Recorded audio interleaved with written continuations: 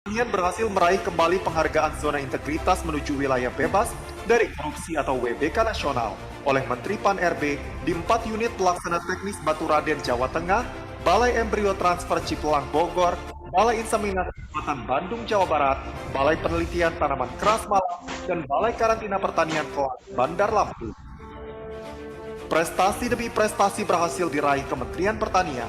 21 Februari 2020, Kementan berhasil menerima penghargaan dengan kategori AA, yakni sangat memuaskan pada penganugerahan pengawasan kearsipan tahun 2019 oleh Arsip Nasional Republik Indonesia.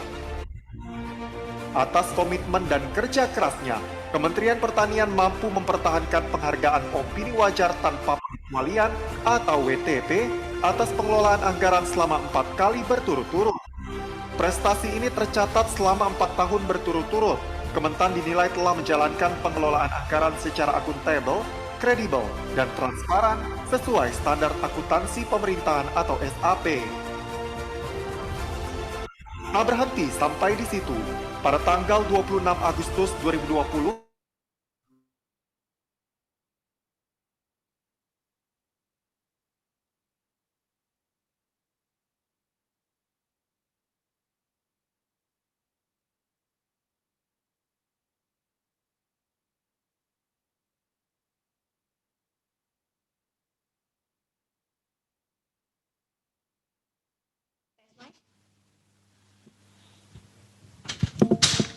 Tes.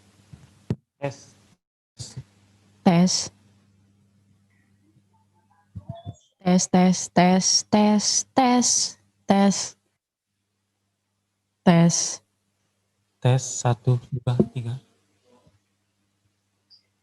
Tes 1 2 3. Tes 1 2 3. Tes, tes, tes, 1 1 1 1 1 1. Tes 1 2 3. Tes 1 2 3.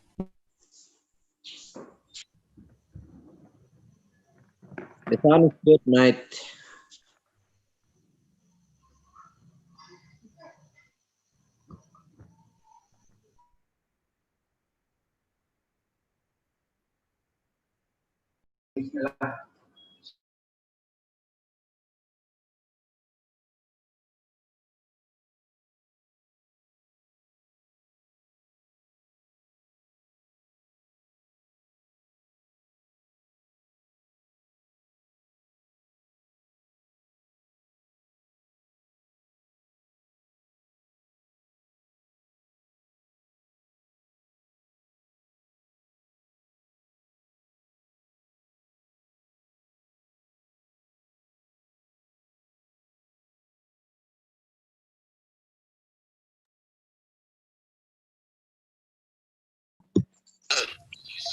Jadi begitu penunjukan nanti Pak Ande ya.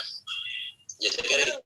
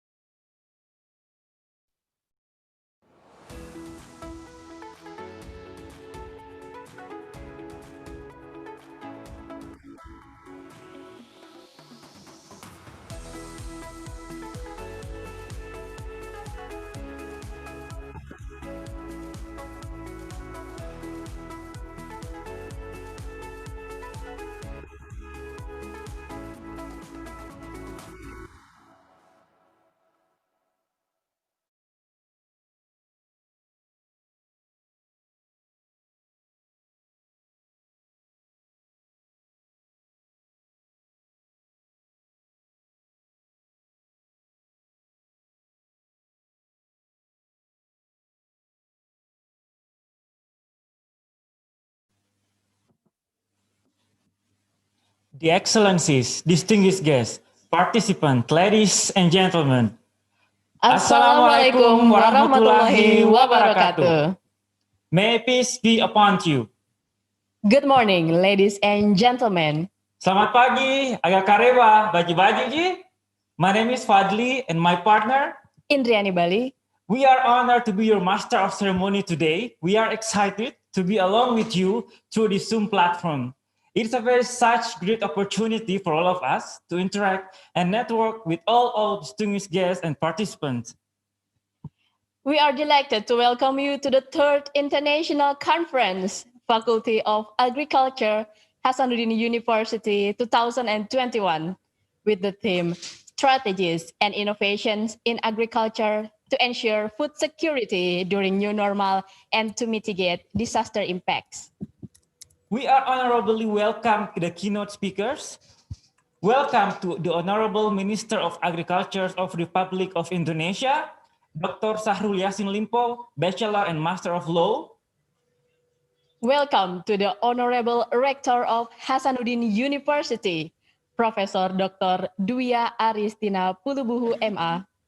And welcome to the Honorable Dean of Agriculture, Faculty of Hasanuddin University, Professor Dr. Science Agriculture Insinyur Baharudin. Welcome to the Honorable Director of Publication Management Center, Hasanuddin University, Mr. Insinyur Muhammad Arsyad, PhD.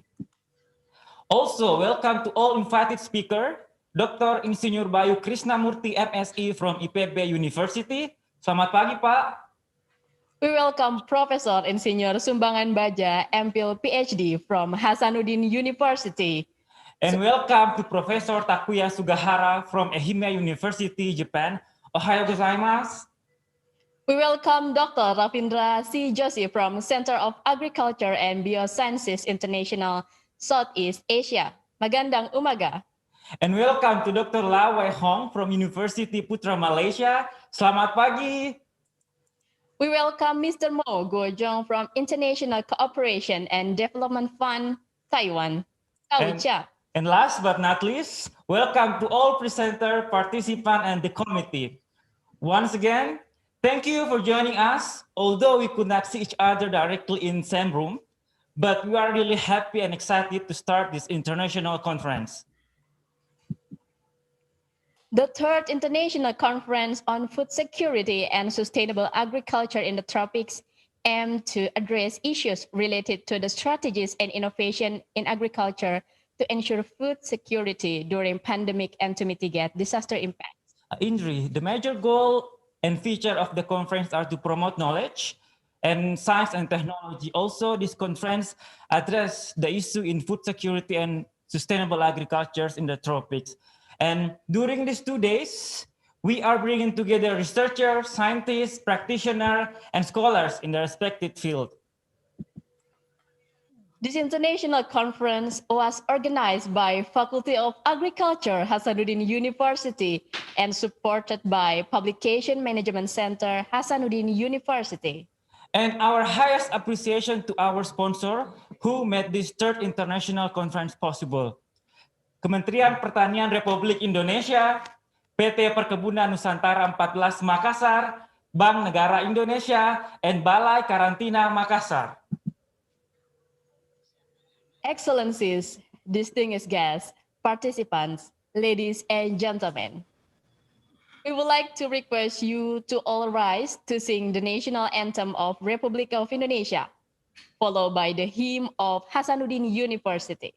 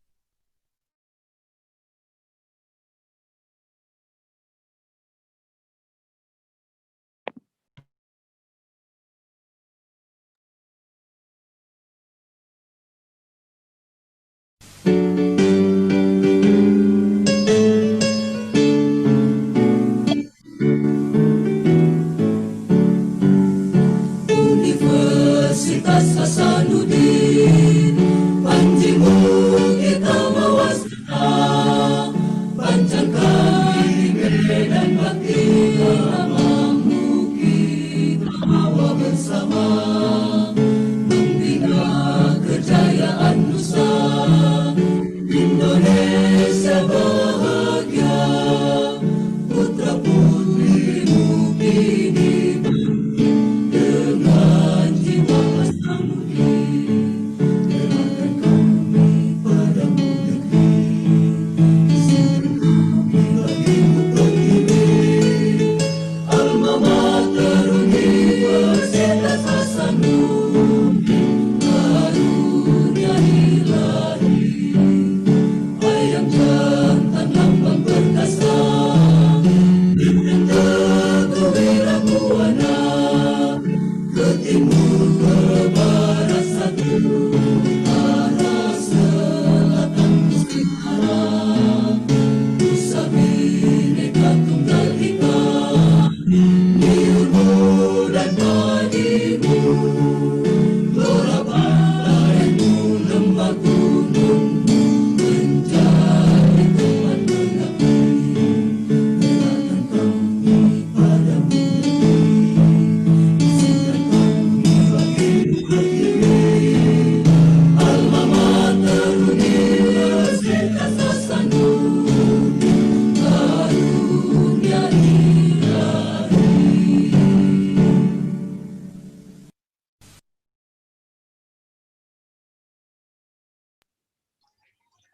Thank you very much and kindly have a seat. Ladies and gentlemen, our first program is the opening ceremony is praying. We would like to please Mr. Rahman Shah Dermawan, SPMSI, for the opening prayers. Mr. Rahman Shah, time is yours. Okay, thank you very much. Assalamualaikum warahmatullahi wabarakatuh. Selamat pagi and good morning all distinguished guests. Ladies and gentlemen, today is a wonderful day for all of us. Even in the pandemic era, we can still gather here on third International Conference on Food Security and Sustainable Agriculture in the Tropics 2021.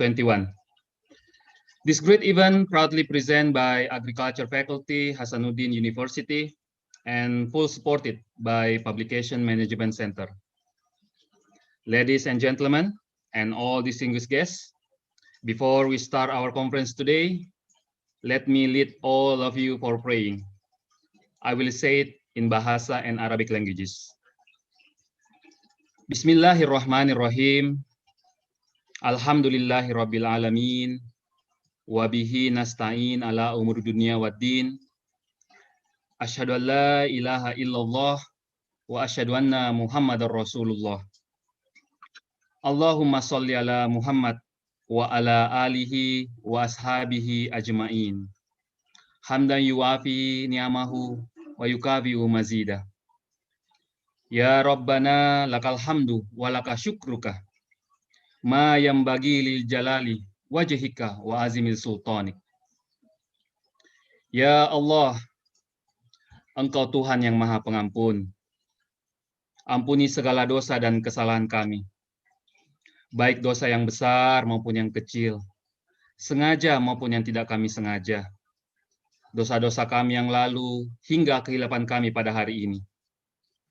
Ya Rabbana, ampuni segala dosa kedua orang tua kami, guru-guru kami, dosen-dosen kami, para pemimpin-pemimpin kami, dan sahabat-sahabat kami yang telah mendahului kami. Jauhkan kami, ya Allah, dari siksa kubur dan panasnya api neraka-Mu. Berikan rahmat-Mu, rahmat yang membawa kami masuk ke dalam surga-Mu. Ya Rabbana, ya Rahman, ya Rahim, tambahkan ilmu pengetahuan kepada kami. Perluas wawasan kami, tambahkan keterampilan kami. Anugerahkan hikmah kepada seluruh pancendera kami, agar senantiasa menghasilkan karya terbaik bagi bangsa, negara, agama, dan unhas kami yang tercinta. Jadikan ilmu yang Engkau berikan menjadi ilmu yang bermanfaat, amal jariah kami kelak di akhirat. Wahai Zat yang Maha Berkehendak, hari ini kami berkumpul di majelis ilmu. Lancarkan ya Allah, mudahkan, jauhkan dari halangan dan rintangan. Berkahi majelis ilmu kami ini. Berkahi semua yang berada di majelis ilmu ini. Muliakan kami di dunia dan di akhirat dengan ilmu yang bermanfaat. Allahumma inni a'udzubika minal barasi wal jununi wal juzami wa sayyi'il asqam. Allahumma ghafir lil muslimina wal muslimat wal mu'minina wal mu'minat al ahya'i minhum wal amwat. Innaka sami'un qaribun mujibud da'wat la hadiyal hajat. Allahumma inni nas'aluka salamatan fid din wa afiatan fil jasadi wa siyadatan fil ilmi wa barakatan fil rizki ya Allah, wa taubatan qoblal maut wa rahmatan indal maut wa maghfiratan ba'dal maut. Allahumma hawin alaina fi sakaratil maut wa najata minan nari wal afwa indal hisab. Rabbana taqabbal minna innaka antas samiul alim wa tub alaina innaka antat tawwabur rahim. Rabbana zalamna anfusana wa illam taghfir lana wa tarhamna lanakunanna minal khasirin. Rabbana hablana min aswajina wa dzurriyyatina qurrata a'yun waj'alna lil muttaqina imama. Rabbana la tuzigh qulubana ba'da is hadaitana wa hab lana min ladunka rahmah innaka antal wahhab. Rabbana atina fid dunya hasanah wa fil akhirati hasanah wa qina azabannar. Subhana rabbika rabbil izzati amma yasifun wa salamun alal mursalin walhamdulillahi rabbil alamin. Amin amin ya rabbal alamin. Wassalamualaikum warahmatullahi wabarakatuh.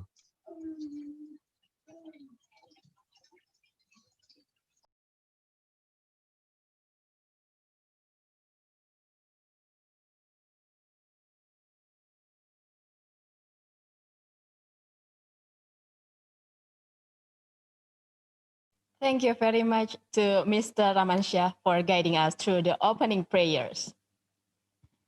And with honor, we would like to welcome the chair of the Third International Conference 2021, Dr. Asmita Ahmad, ST MSI. To the Honorable Dr. Asmita Ahmad, ST MSI, time is yours. Bismillahirrahmanirrahim. Assalamualaikum warahmatullahi wabarakatuh.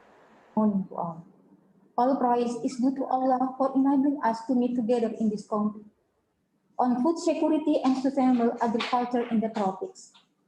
Peace and salutation be upon to the noble Prophet of Islam, Muhammad Sallallahu Alaihi Wasallam, the Honorable Ministry of Agriculture of Indonesia, Dr. Stahrul Yassin Limpo, SH, MH, the Honorable Rector of Universitas Hasanuddin, Profesor Dr. Lia Aristina Pulubuhu, MA, the Honorable Dean of Agriculture Faculty of Universitas Hasanuddin, Prof. Dr. Insinyur Baharudin, and the Honorable all the invited speakers, committee, and the participants.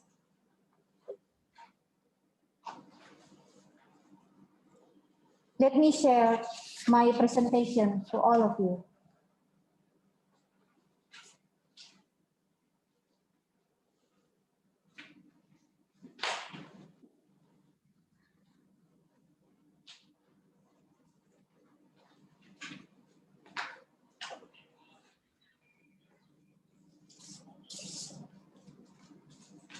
Sorry, this is a little problem.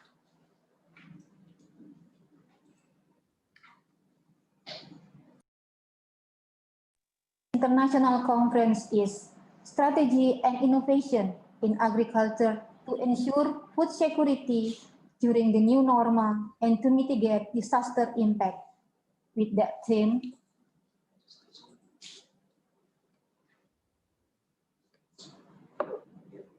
we have two keynote speakers, Dr. Sahrul Yassin Limpo, SH, Ministry of Agriculture of Indonesia Republic, and Prof. Dwi Aristina Pulubuhu, MA, Rector of Universitas Hasanuddin.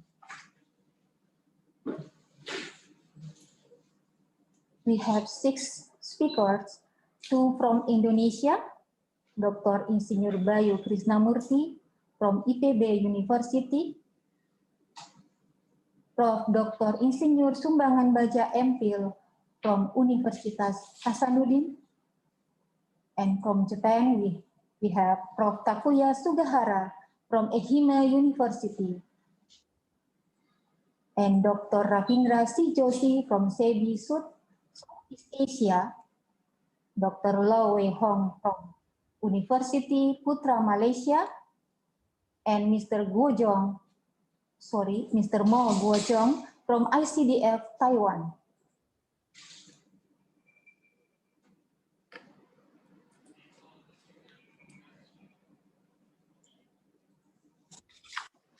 There are 1,000 participants will be joining with us, and the oral center will be 383 as an oral presenter. We have 383 papers that are 238 from UNHAS affiliation and 145 from others affiliation. We have 6 contributors from Indonesia, Taiwan, Japan, Philippines, Malaysia, and New Zealand. This conference organized and supported by Agriculture Faculty of Universitas Hasanuddin, Publication Management Center of Universitas Hasanuddin, and support by Jurnal Dinamika Pengabdian UNHAS, Jurnal Osolum UNHAS, Kanrea Jurnal UNHAS, and Agri Techno Jurnal UNHAS.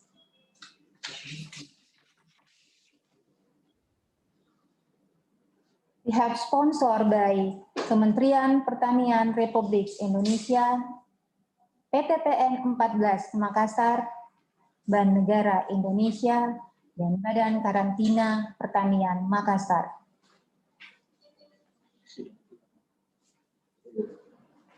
All the papers will be published in Proceedings Scopus IOP Conference Series. And at this time, I would like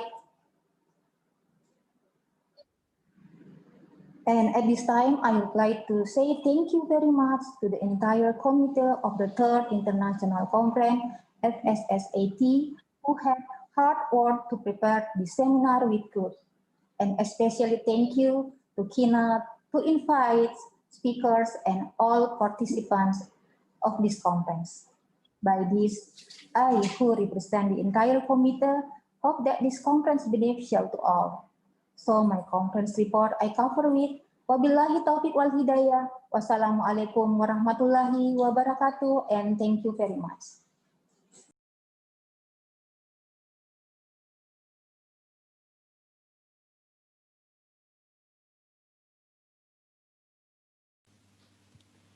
Thank you very much, Dr. Asmit Ahmad, for the event report.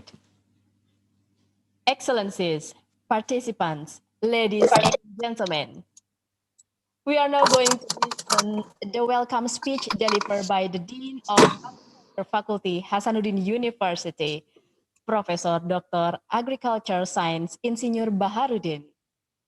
To the Honorable Dean, time is yours.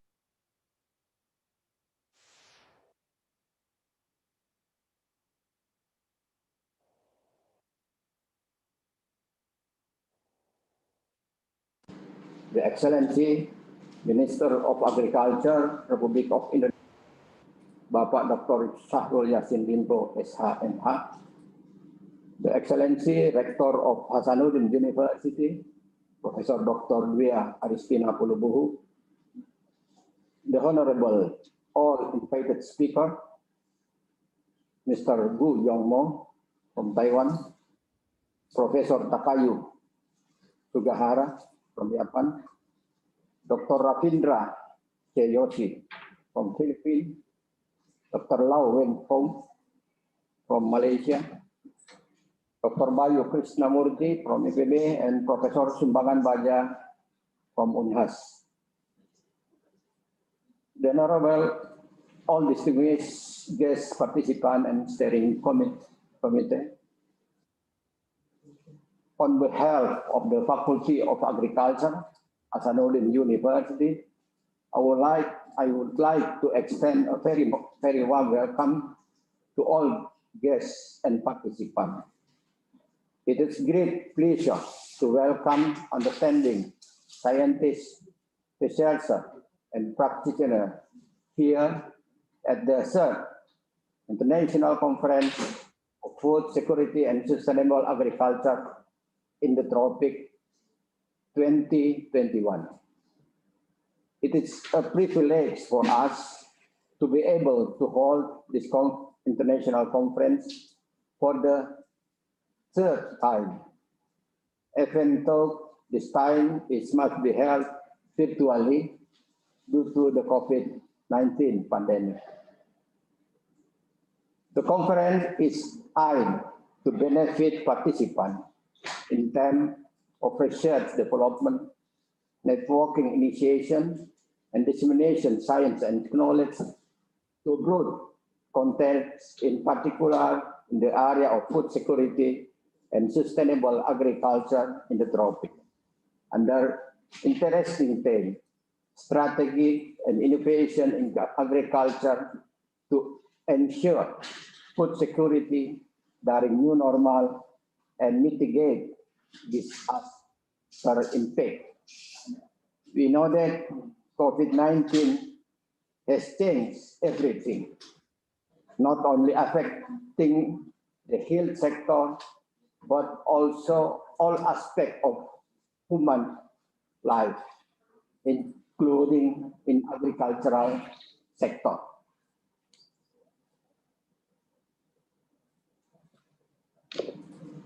Meanwhile, we are entering an area of digital technology. Almost all human activity will be more efficient, more effective, cheaper, more affordable, etc. to doing. We must be able to adapt to the rapid change, otherwise we will lose the momentum or we will be crushed by the situation. The Honorable distinguished ladies and gentlemen, the conference will be attended by more than 200 speaker participants from different parts of Indonesia and from other countries.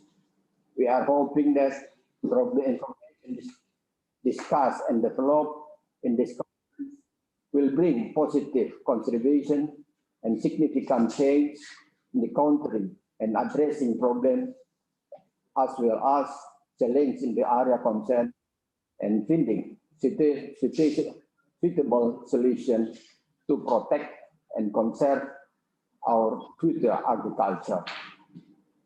In this opportunity, I would like to thank the Minister of Agriculture and Rector of Hasanuddin University, who has taken the time as keynote speaker in this conference.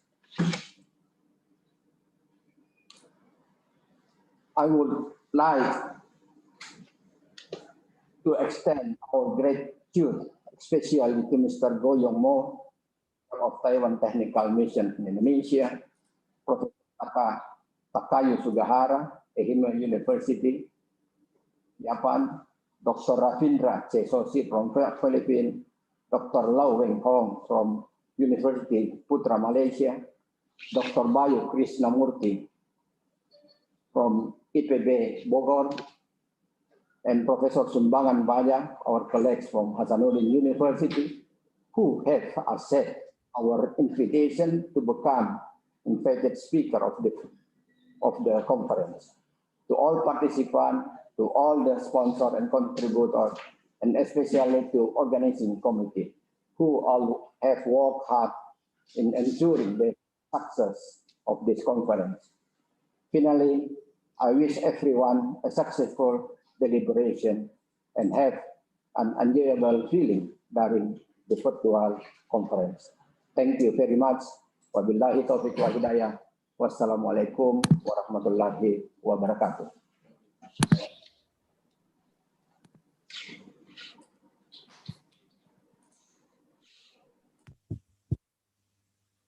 Thank you very much, the Honorable Dean of Faculty of Agriculture, Professor Dr. Insinyur Baharudin. We are now going to listen the opening remarks from Rector of Hasanuddin University, Professor Dr. Dwiya Aristina Pulubuhu MA. And with this, we would like to request the Rector to officially open the International Conference on Food and Sustainable Agriculture in the Tropic 2021 and continue delivering the presentation as the keynote speakers. The Honorable Rector's time is yours. Thank you. Assalamualaikum warahmatullahi wabarakatuh. And good morning, all of us. Wish you all stay healthy and safe. So, Excellency, the Minister of Agriculture of Republic of Indonesia, Bapak Dr. Sahrul Yassin Limpo, SHMH, Honorable all invited speakers from Indonesia and from several countries, and Honorable Dean of Faculty of Agriculture of Hasanuddin University, and the distinguished participants or speakers, and also I noticed my colleagues from Hasanuddin University, all the professor and dean and alumni and others. First, let us extend our gratitude to the Almighty of God for His bless, and salam and salawat for our Prophet Nabi Muhammad Sallallahu Alaihi Wasallam.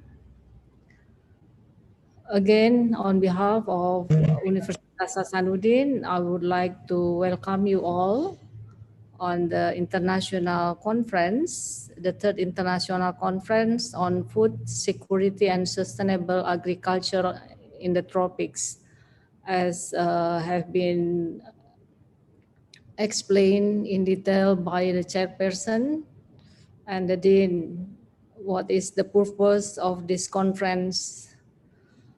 It is pride that I'm addressing you today in this international conference, and I would like to take this opportunity in the beginning to thanks to the host of meeting, Faculty of Agriculture, and the Publication Management Center of Hasanuddin University as co-host of this conference.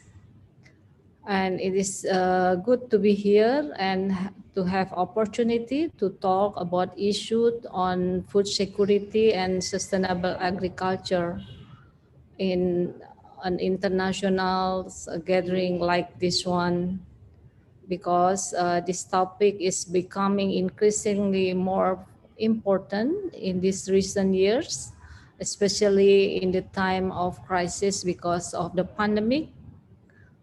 And we are now entering the new era, the new normal era. Ladies and gentlemen, As we know, food security is a very crucial issue in this changing world, both in natural resources and also about if we consider about the world population. The number of people need to be fed increase all the time, and this field has been raising challenge caused by uncertain in the food production and environmental globally. The environmental condition in the tropics somehow is very unique compared to other regions on the earth. Therefore, the agriculture, technology, and innovation should take into account to the nature that we regard as a unique environment for the purpose having optimum production of the plant. Let me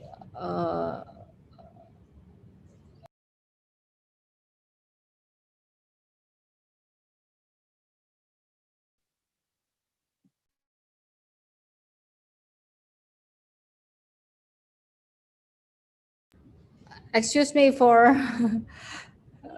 disturb a few minutes. Let me continue to my words. Itu dengan Yes. berbagai cara mana yang kita sudah dengarkan dan saksikan. Ladies and gentlemen, again, I would like to say that we are now facing a very unique event. We are in the tropic area at the same time. All the global world facing the same crisis about the pandemic. So, for us, we have to consider the environmental condition. Agriculture technology and innovation should take into account to the nature of this unique environment that for having optimum production in the plant. In addition, it is necessary to us also to consider the impact of our agricultural aspect for the sustainable of the food products in the future, especially during the pandemic that until now we are still facing. As we know, the food security and nutrition risks of this dynamic crisis are having serious. Already before the outbreak of the pandemic, according to the latest information, that billion of people in the world facing food insecurity in variant level according to the country. So now becoming increased the insecurity of the food because the COVID-19 pandemic that having to us. So I think this conference is very challenging because selecting the topic, strategic topic that bring together all researchers and scientists, practitioners and scholars from the field of food security and sustainable agriculture in the tropic to promote and to know knowledge, share their knowledge and their experience, their innovation, including also some of their very interesting research results. So we know, ladies and gentlemen, the COVID-19 until now here still rapidly, extensively around the world since last year, and people who face hunger become increasingly because some impact, not only impact of the production, but impact of the merchant, impact of the distribution, impact of the access of the product or access to promote, to distribute the products. Ladies and gentlemen, to Universitas Hasanuddin, it has been academic tradition for us to strengthening our role in promote the result in the world, and also to disseminate of our knowledge to the public. So I notified that this conference emphasized on the tropical agriculture and cover a wide scope of discussion of science, technology, and innovation in agriculture that bring up to the food insecurity issues. And we are very lucky. We have the invited speaker, world known, coming from Japan, from Southeast Asia, from Taiwan, from Malaysia, and also from Indonesia for sure, that will give a very interesting insight to all of us that as a participant. Again, I sincerely like to thank to the speaker, the keynote speaker, the Minister of Agriculture of Republik Indonesia, Bapak Sahrul Yassin Limpo, and our other invited speakers, Prof. Takuya Sugahara from Ehima University, Bapak Dr. Insinyur Bayu Krisnamuti from IPB University, Dr. Ravindra J. Chosi from CABI, Southeast Asia, and also from Universitas Hasanuddin, Professor Sumbangan Baja is Vice Rector of Universitas Hasanuddin, and also Dr. Louis Hong from University Putra Malaysia, and our partner, Mr. Mo Go Chong from ICDF and Teto Taiwan. Thank you on behalf of Hasanuddin University of your willingness to be invited speaker in this very strategic international conference. And also we are happy to see that 10 topics that will be discussed in this conference are very interesting and very strategic, and will be I'm very keen to have the results of all discussion from the 10 topic that part of the conference. Ladies and gentlemen, and I'm happy as well that informed by the chairperson, the participants of this conference quite highly, about nearly 400 papers will be published, of course, from the event to the Scopus Index IUP conference series, I think, and hope all the paper that will be giving very beneficial to all the reader. At the end, I know the event also will provide a contribution into the state of art of the challenge of food security and sustainable agriculture in the tropic.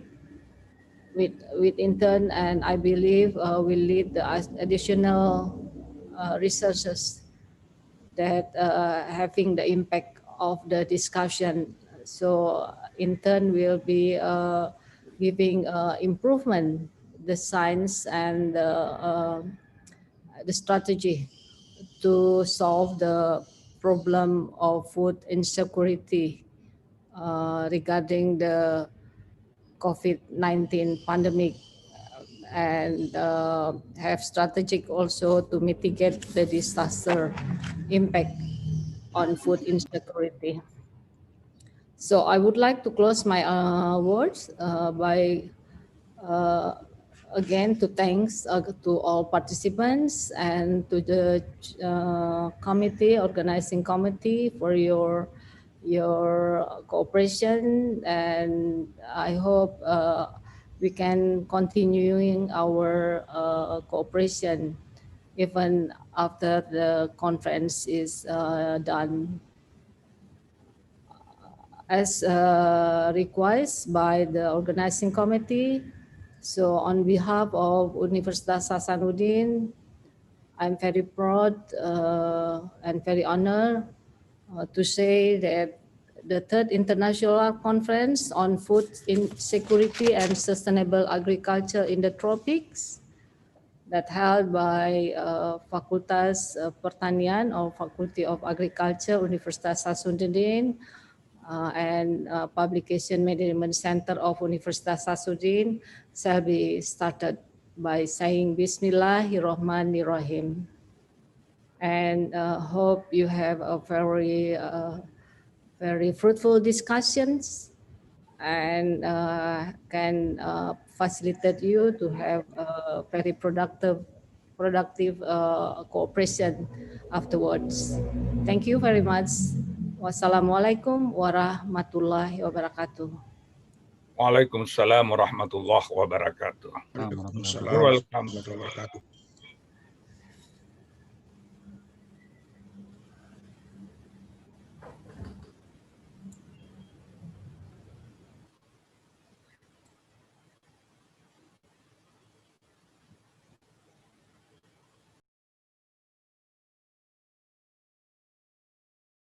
The Honorable Rector of Hasanuddin University, Professor Dr. Duya Aristina Pulubuhu MA, for the opening remarks.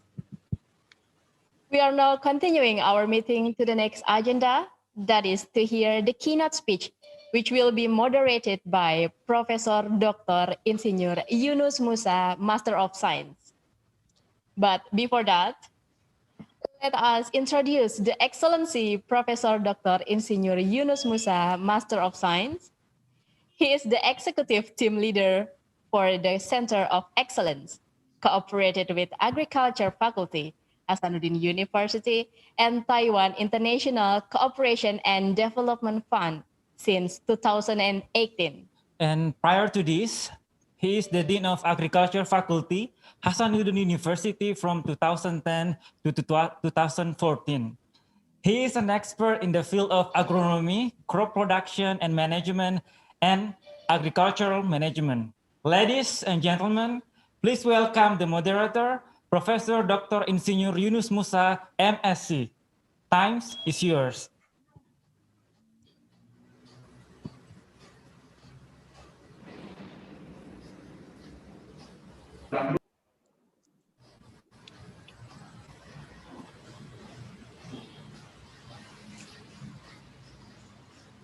Thank you, the committee, for allowing me to be as a moderator in this third international conference on food security and sustainable agriculture in the tropics.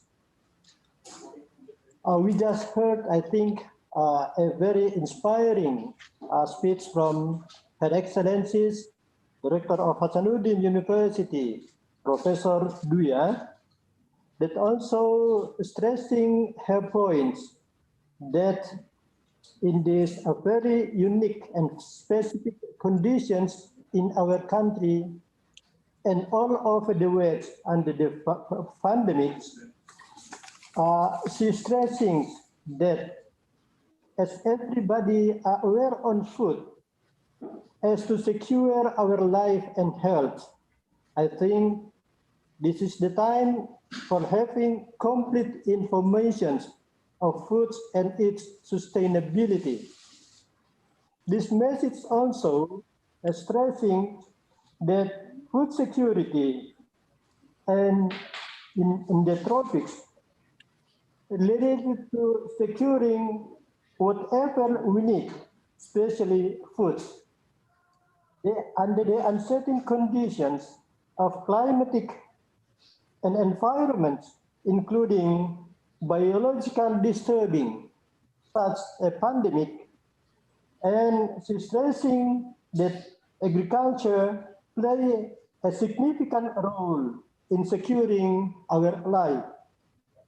She stated that if you secure your food, meaning that you secure already your life, and otherwise, if you are not secure in your food, you are not secure in your aspect of life. Thank you, Her Excellencies, Professor Duya, for the inspiring speech. Dear all participants, we have a very important person again for delivering his speech as a keynote speaker, Dr. Syahrul Yassin Limpo, Master of Law, as a Minister of Agriculture. He really wants to participating actively in our international conference today. However, under his very busy condition as a minister, he would like to send some of his message to us. And then I would like to ask the committee if we can also make summary or to put what the minister saying or sending the message to us in our international conference. By the way, could you help me, the committee, to see the message of the Minister of Agriculture, please?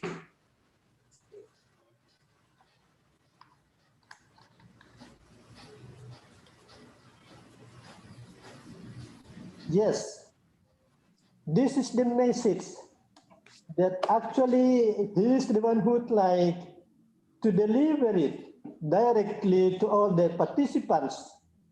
But anyway, we do believe that under his very busy as a minister, we cannot avoid that.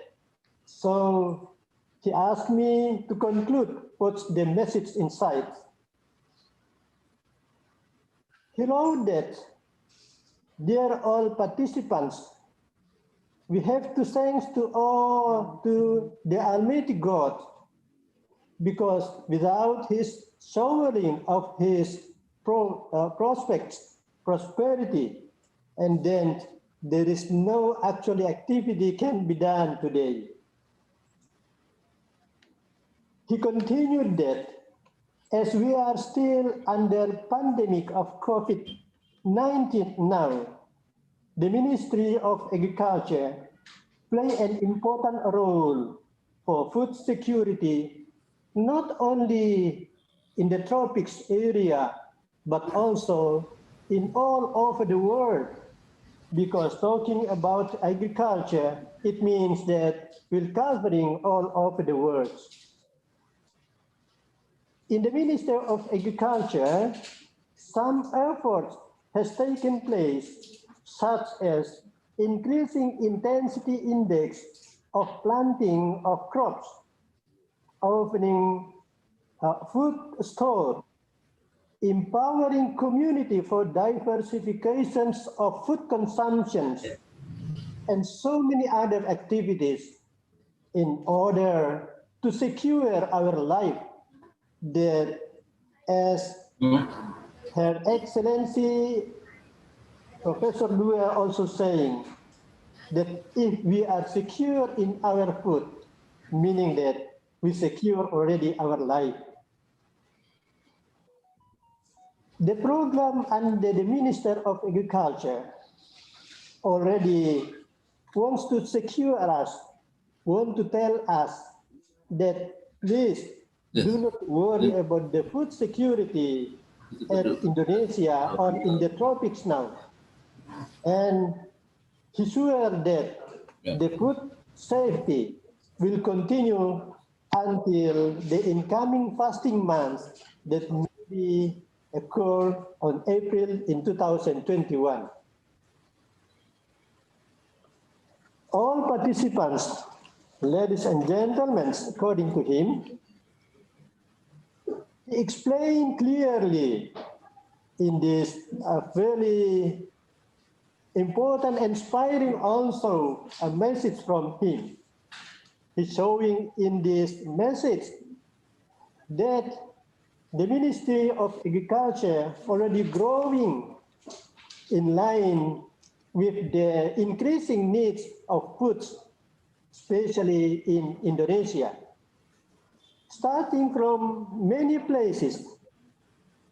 And then he mentioned here that the increasing point of the agriculture sectors cannot be avoid it. And then it's really play an important role in the food security in Indonesia.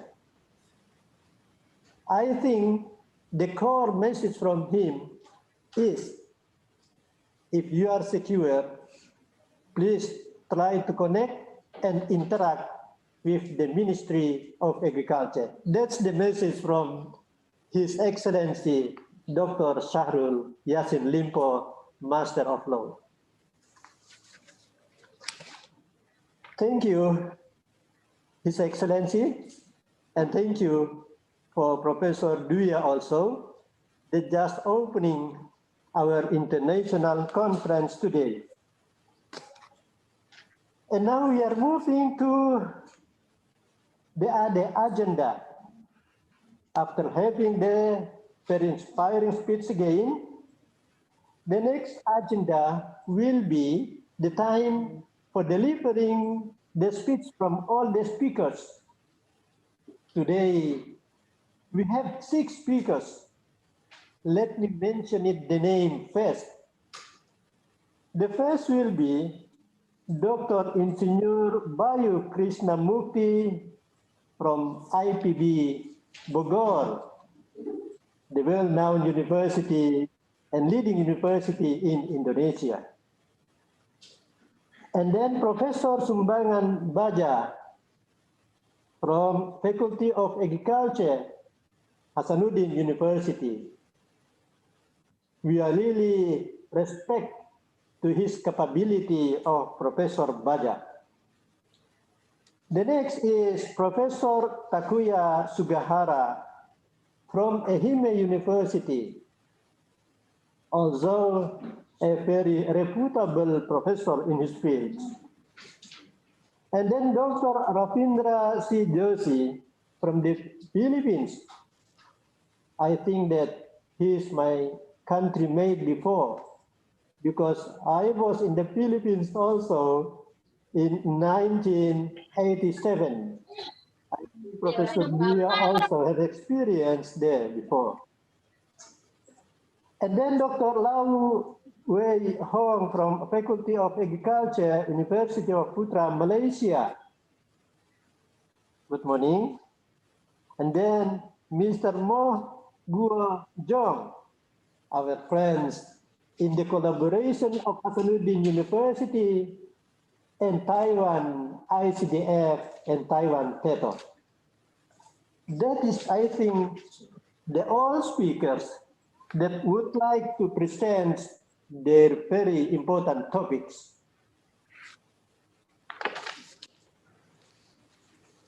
What you are giving to me, the committee, is this a new agenda? Okay, thank you.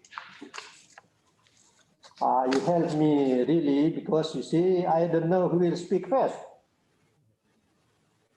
Before we are going actually to the really main agenda today, please, all the honorable speakers, that we have a very limited time. That is 15 minutes for each speakers. But do not worry, 15 minutes meaning that we can also say one day if you want to try to elaborate all what you are saying. And then we will speak first from the 6 speakers. I think the man who will speak first is the youngest one like me.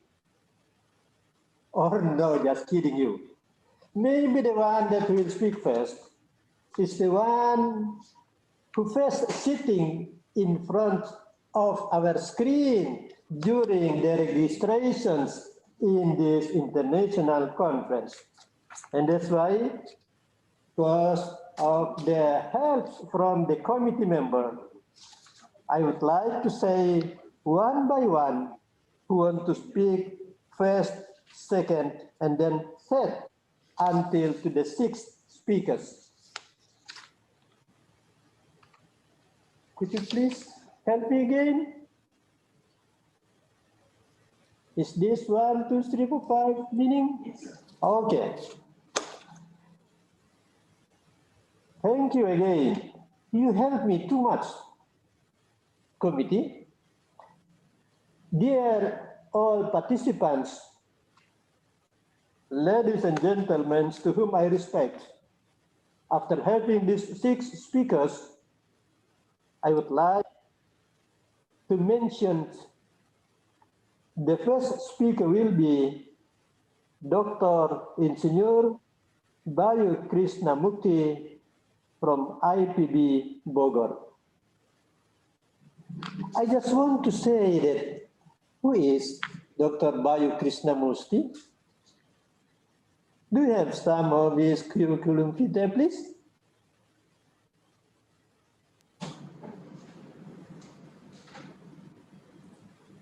No, this is mine. Yes. Good morning, Dr. Krishnamukti.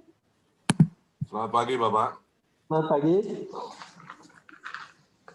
It's difficult for me to mention it one by one of his achieving award of Dr. Krishnamukti. But let us say that he is a former Vice Minister of Trade, Republic of Indonesia in 2011 until 2014.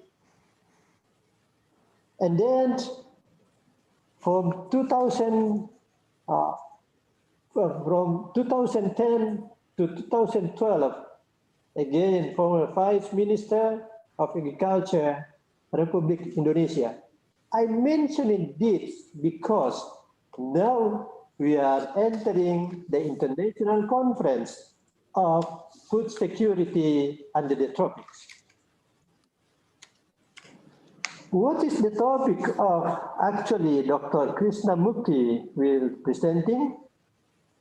The answer is Agriculture Institution Development. Selamat pagi Pak Bayu. Pagi. Saya ingin mempersilakan Pak Bayu. I would like to invite Dr. Bayu for delivering his speech. Time is yours, please. Thank you very much. Assalamualaikum warahmatullahi wabarakatuh. Honorable Rector of University of Hasanuddin, friends and colleagues, professors and students, distinguished participants, fellow speakers. Thank you very much for the opportunity for me to share some notes, some thoughts on this very important conference. Let me start by sharing my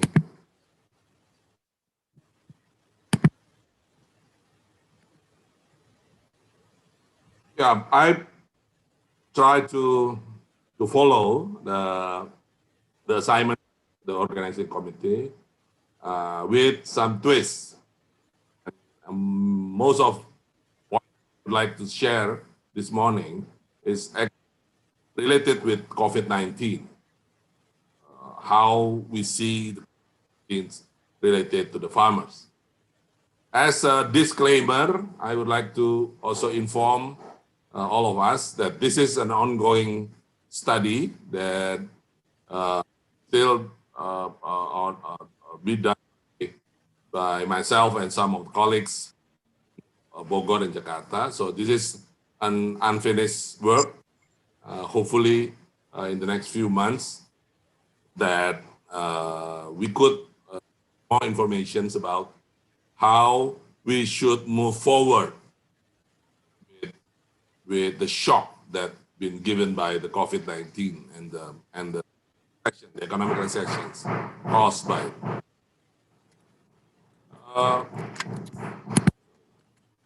Yes, first, there is almost always in the last, I don't know, 9-10 months, every seminar will say that there is an indication that agriculture is kind of immune to COVID-19, immune to the and the economic recession. And that is a good reason why say that, because all the macro data show, at least in the Q2 and Q3, the economic growth, national economic growth, negative. Q2 negative by 5.32%, and Q3 is by 3.49%. The agriculture sectors positive, and if other sectors, all of other sectors is actually negative. So yes, it is valid that within this pandemic situation, the crisis that we face now, agriculture sector, especially the food sectors, is actually going very well. Oh, put on the context of international, because we are in an international seminar. Indonesia, just put that as a comparison, Indonesia and Vietnam. In 2020, the national economic growth is projected negative 2.2%, but in 2021, probably we will gain positive 5%. This is a projection by the Asian Development Bank. Vietnam, the one country that performed very well in 2000, still have a positive growth by 2020, and in 2021 grow in that projection by more than 6%. So Asia is not, it's not bad in sense of relative to other countries. We can say that there are many countries who perform better than Indonesia. But this is I think the most alarming and things that related to what Ibu Rector has been mentioned, and also the His Excellency Minister of Agriculture also put out numbers of this. Pandemic, even though the agriculture sector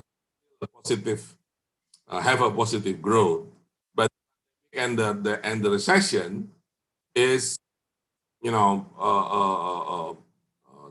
creating at least a prediction that the poor people will increase on the range from 8 to even 11 million. 8 to 11 million new people, poor to the poverty situations, and most of them, 68%, will live in the rural area, and most of them, half of people, at least who live in the rural area, will be farmers. So farmers will also face threat from the pandemic and the recessions, even though the sector itself is still growing positively. In our study, the thesis, there are some clusters of men who we consider to be changing situations due to the pandemic and recessions.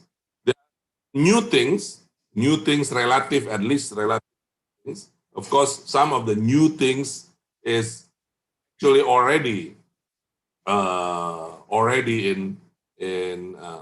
happening before COVID, but probably still on a very limited scale. But with COVID, it's becoming more significant. But we also see some problem, not always a good sign, but some problem is unchanged. The changing factors, the changing due to pandemic and recession, is risk and uncertainty. Of course, that's logical, because with that, we experiencing something that never happened before. So the risk and uncertainty is becoming higher. Supply chains has been affected, certainly, because now there is a lockdown, there is a more food safety and so forth. The labor market is also being changed. Some because of the closing economic activity in urban area, and some of the labor of that go back again to the village and go back again to the rural area and do agriculture. But at the same time, there is also some difficulties of finding labor, agriculture labor for farming. And of course, the output market demand and consumer behavior is changing due to the pandemic and the recessions. Is digitalization, as we see that very fast in large scales of economic activities. There are also some economic stimulus, probably one of the biggest in at least in Indonesia. Last year, the economic stimulus is one of the biggest in our history, at least the last 50 years. But the development or the growing house, yard, or home agriculture, that is something also, new things that we face within the agriculture. But the unchanged situations, even though there is a pandemic and recession, is land availability. There is no change on that. It's still very, very limited, still scarce on land availability. Still serious environmental issues in many aspects of the farming. Farmers' social and economic situations, including the sickness, or in Bahasa Indonesia, they call it the guramisasi. This is also still very real. And some of the unchanged is actually the input market. Yes, they are postponed, but actually everything is still there. So this is a thesis, and we try to collect the data and look at the situations. First, this is the general using a survey done by the BPS, the Central Bureau of Statistics, on July 2020. Sample is quite big, 35,000 small businesses, including 2,500 farmers. And their result, even though, again, this is still a descriptive information, we haven't built the model and tried to build the econometric, but we already give a very important information. First, about 60% of the businesses is actually operating the same before and after COVID, 60%. So the businesses who are operating differently is 40%. For agriculture and livestock, more than 75% is still operating just the same, even though there are COVID. There are good news, probably also not so good news. The good news is the economic is there, the food production is there, is still viable and providing for the consumer, as well as providing income for the farmers. But the not so good news, operating just the same also means that they haven't changed their technology, they haven't changed the system of production. The threat of COVID is not a big impact, at least for the 60% of the businesses to change and becoming a better. 76.3% is maintaining their employee. So, diverse point of view, only about 25% are changing in labor market, but almost 80% experiencing decrease in demand. That is the result of the pandemic, and that's why our economic growth is becoming negative. More than 82% experiencing decreased business earning, so their income is declined. the demand is decreasing and the income is also decreasing. It's very interesting to see that we talk about digital, but this is again, this is general situation. Almost 50% of the businesses are using IT and internet for marketing before COVID. Only about 6% just using it after COVID. So an additional marketing instrument, at least for the small businesses and farmers, is not as big as thought. The one who get the opportunity by the increasing demand for digital is not the small business and the farmers.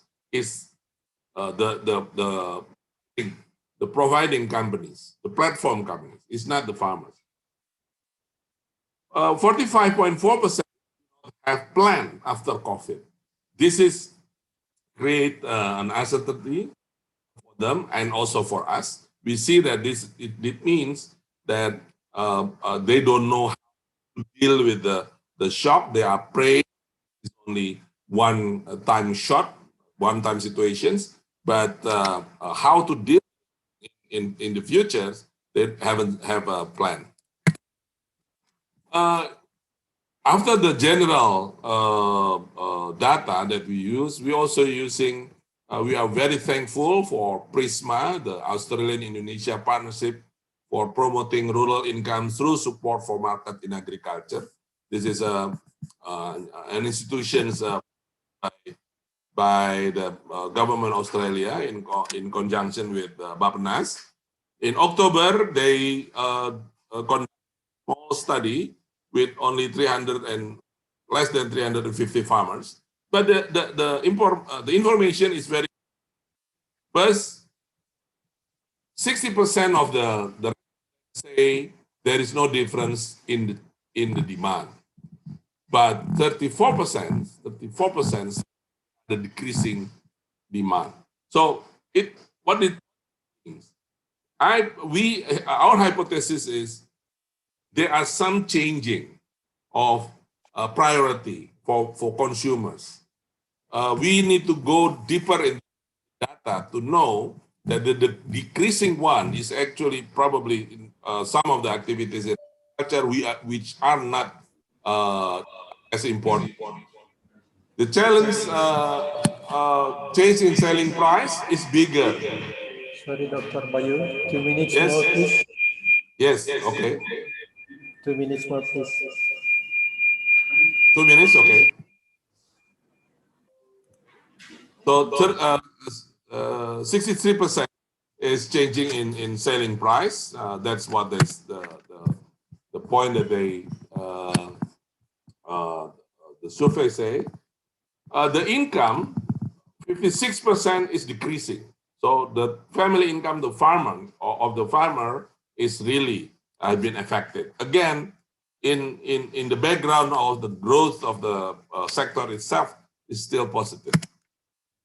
Now, this is also very interesting. Only 50% is actively using internet, but not all of the internet activities is related with farming. So information not related with farming is 48%, but the others is probably the good farming practices only 40%. So they're using internet, but not always farming. The farmers also face big challenge in business.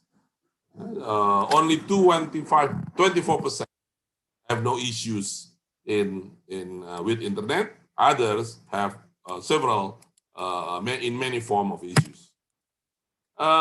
There are also some changing in inputs, seeds, fertilizer, crop protections, but the early information shows the problem is due to the problem that already exists prior to COVID-19. So in an institutional perspective, COVID and pandemic has been forcing farmers to look differently at uncertainty in the supply chains, in labor market, in output market. This is significant. digitalization still raises very big questions, and input and credit markets due to situation by other than the pandemic. The other issues, the other institution factors, we haven't got any good information to make a conclusions. So we will still digging up, try to find out what will be the impact of to the farmers. I will skip this, but I think the most important that we probably should put on this conference, this very, very important conference, the devastating of COVID-19 is not only creating a disaster, but also creating more understanding and also opening an opportunity that we should build forward better. We are not going back to the prior before the COVID. We have to build better for our community. Why? Because the situation that farmers face due to COVID and the pandemic, also the recession, probably because some mistake and situation that we prior to the COVID itself. Thank you very much for the opportunity. I go back to the moderator. Thank you. Thank you, Dr. Bayu Krishnamurthy, for the very important data that you presented to us. And then we step to the next speaker. I'm inviting Professor Sumbangan Baja for delivering his presentations. Time is yours, Professor Baja.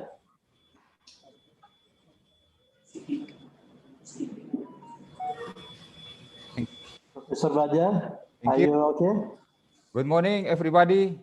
Yes, good morning, everybody. Ya. Assalamualaikum warahmatullahi wabarakatuh. Professor Baja. Yeah, thank you very much for this opportunity for me to present some of our the result of some of our study in the last 3 to 5 years in the aspect of agriculture. Let me share my slide presentation here.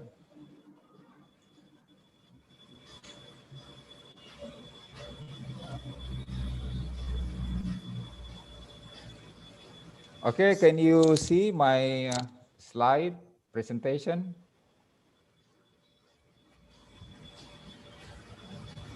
Hello? Yes, Prof. Clear. Oh, okay, thank you. Yeah, first of all, I'd like to thank two of my colleagues, Dr. Samsu Arif and also Dr. Risma Neswati, two persons that become our team for our research and funded by some agency, but I like to mention two of these agency, Minister of Research, Technology and Higher Education, and also the Ministry of Education and Culture. So the title of my presentation today is about spatial decision support system.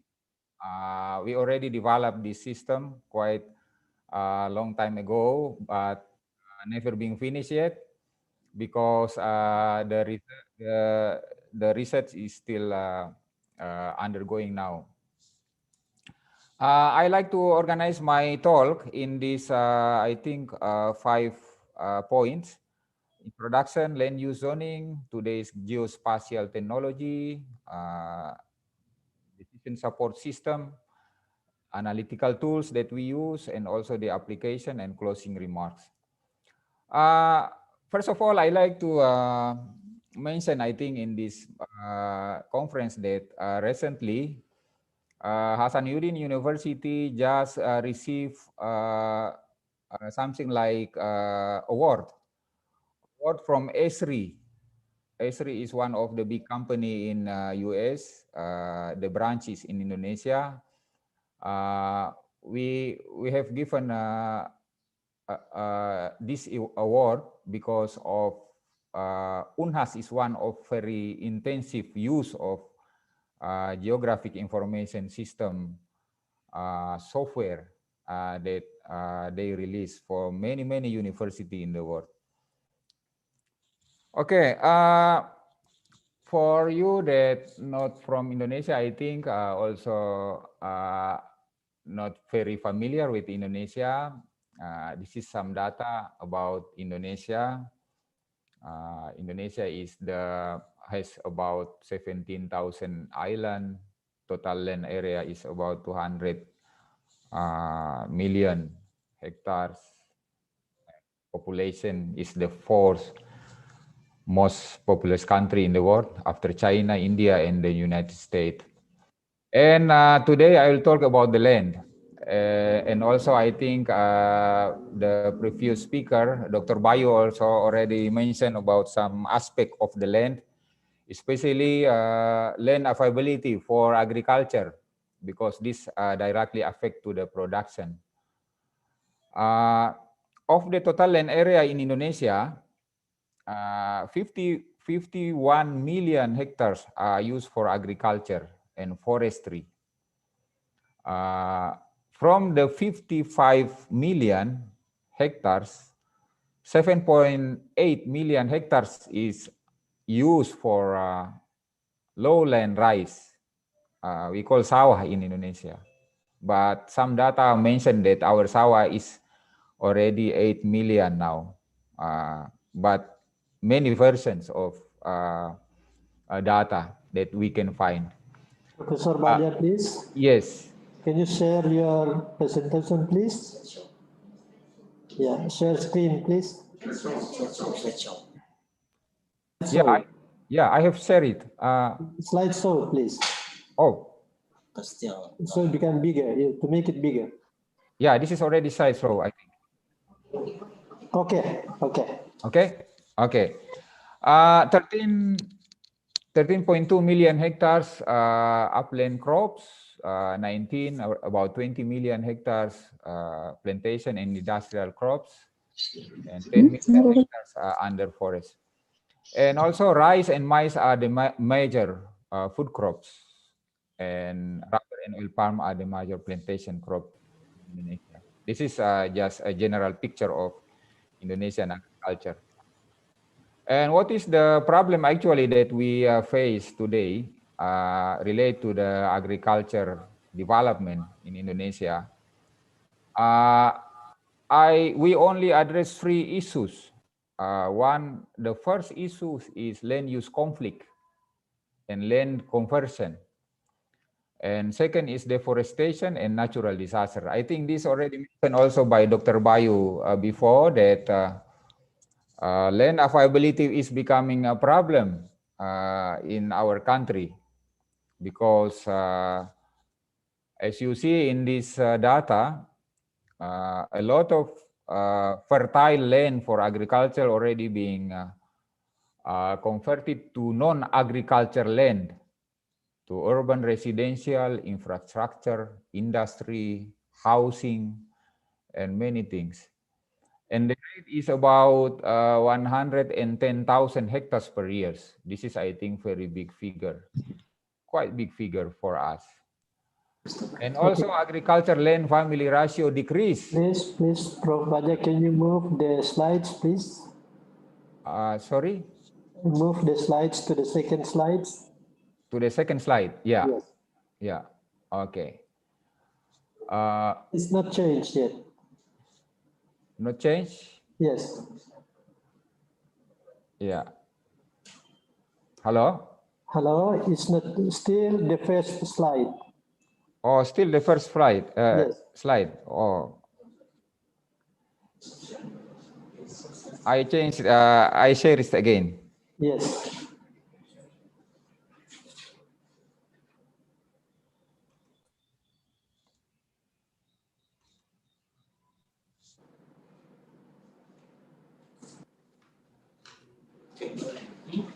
What about this one? Thank you. Yes.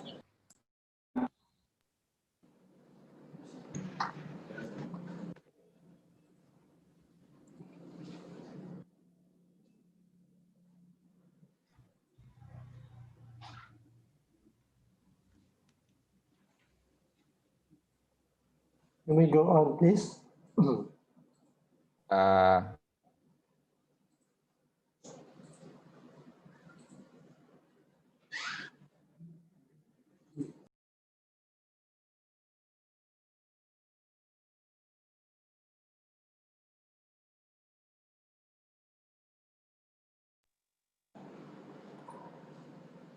Okay, can you again try to connect?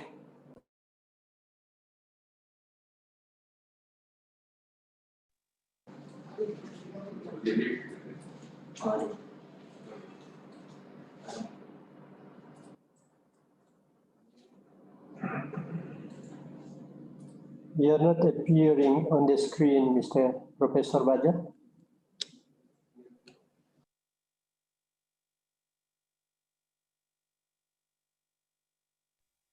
Okay.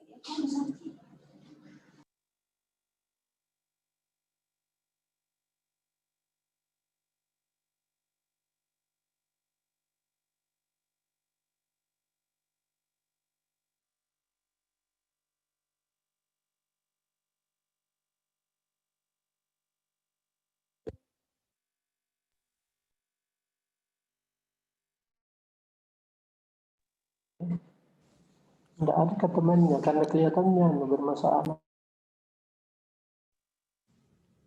Halo, halo, halo. Baja? Ya, halo. Yes, okay. Okay. Can you It's see clear now. It's clear now. It's clear. Okay. Yes. Okay. Okay. Thank you. Okay. Yes. I can continue. Okay. Yes, please. Okay. I will make it a brief my presentation. Okay. The main problem now is conversion of agriculture land is very quite big in Indonesia. This is one of example in Sulawesi, especially in Makassar city and surrounding area. A lot of agriculture land conversion to other use like infrastructure, urban development, and housing. And if you look at the picture here, a lot of sawah already being converted to agriculture land, to non-agriculture land in this area, while sawah already being built irrigation infrastructure of irrigation with a very big money for that. And then also another issue is deforestation. If you look at the data in Indonesia, for the main big island in Indonesia, quite high rate of deforestation for the last 10 years. Increase annually from 690,000 hectares per year. And what this means, this will bring a threat to lowland agriculture area. So the sawah become threatened because of very big conversion of forest land like this. And also natural disaster. Natural disaster also become very prominent threat for Indonesian agriculture. As you see here, example of some area, disaster like in Aceh, it damaged a lot of agriculture land in the area. Now, with such issue, we need a geospatial-based strategy, at least for 3 points. One is strengthening agriculture land evaluation and monitoring in the area, and second is to apply or to use a big spatial data management. I think in terms of institution practices also already being mentioned before that this is related to the digitalization of agriculture. And also the third is using powerful analytical tools for timely decision making on land use. In this case, in our study, we developed spatial decision support system. Yes, 2 minutes more, please. Yeah. I show you some of our study here. First is we use spatial decision support system for agricultural land resource assessment. And we use a computer-based technology to develop like application that can help decision makers and manager to find out potential land for agriculture for many different commodity. We have developed it in 4 kabupaten, 4 districts like in Goa, Takalar, Jeneponto, and Bantaeng, and this is the result of some of our study. And we use software.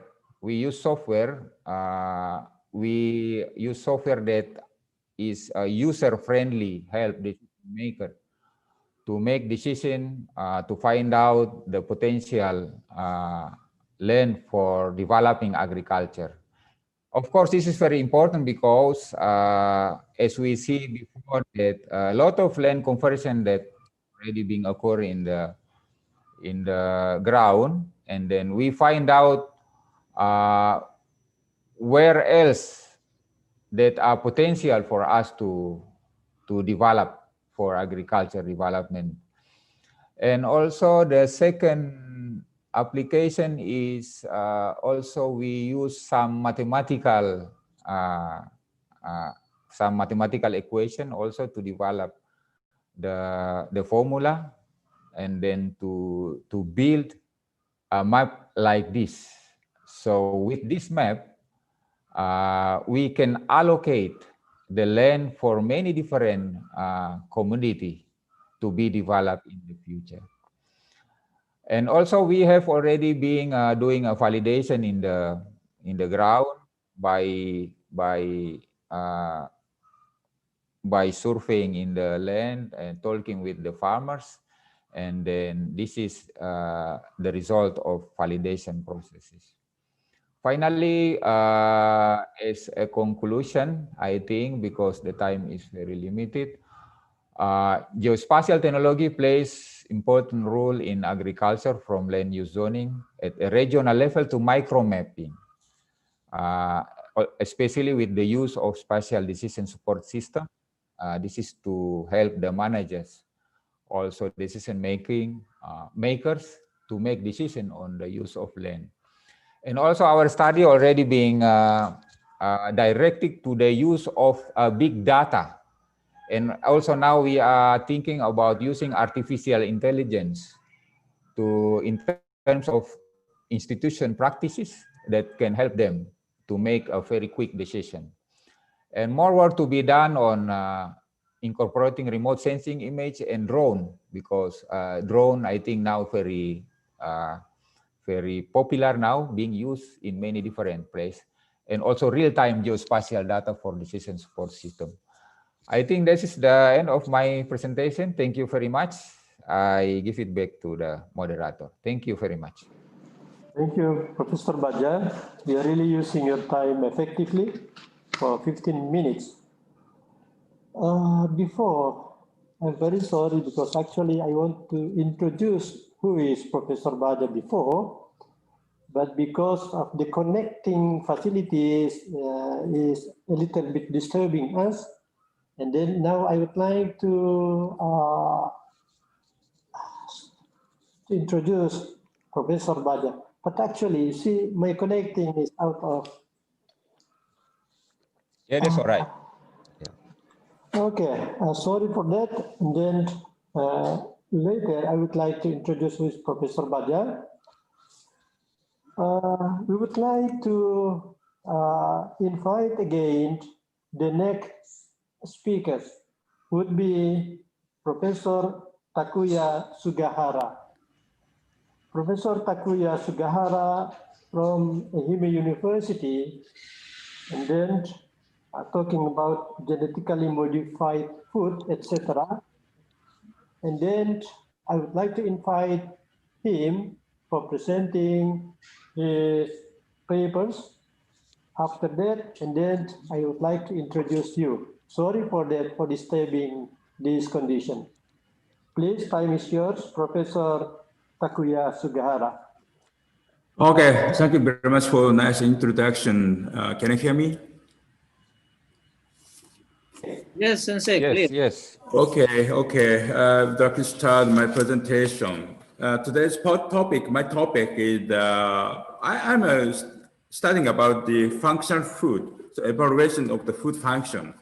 So today I'd like to introduce health function of evaluation of immunostimulatory function of Indonesian local food by global cooperation between Indonesia and Japan. So we focus on the Bangkwan and the arrowroot. At first, I'd like to introduce international collaboration between Human University and Indonesian universities. So as shown here, arrowroot, Bangkwan, these are today's topic. And snake fruits and Kedron, Polang, red fruits, Ongkong, Hakoi. So many Indonesian food are focused on its health function. So we collaborate with the many universities in Indonesia, UGM, University of Papua, Jember University, and SRL. So we publish many papers. So today I'd like to introduce the immunostimulatory function of arrowroot. So maybe arrowroot is very famous in Indonesia. So I do not, maybe I do not need to introduce the arrowroot. So I have no enough time to presentation. So I can skip this introduction slides. So in my experiment, arrowroot powder was solubilized in water and heat at 121 degrees Celsius and for 20 minutes, and centrifuge to remove the insoluble substances. This is the arrowroot extract 1. It means the heat extraction.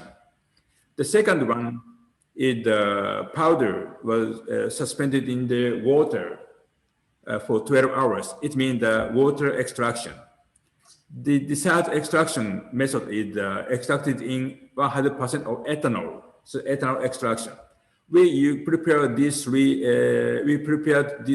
extracts of arrowroot. Then we evaluate the immunological function on human animal cell and mice primary spleen cells in culture. So my specialty is the animal cell culture. So we use many animal cells.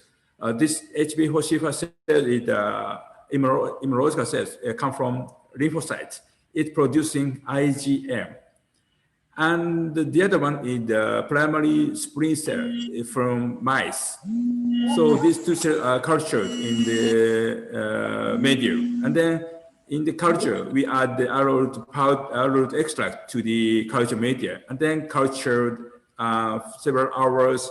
And after that, we collect the culture media and then quantification of immunoglobulin and interferon gamma production in culture media. This immunoglobulin and interferon gamma is the very important immunological factors in this under the COVID-19 public situation. We need to enhance our immunological function by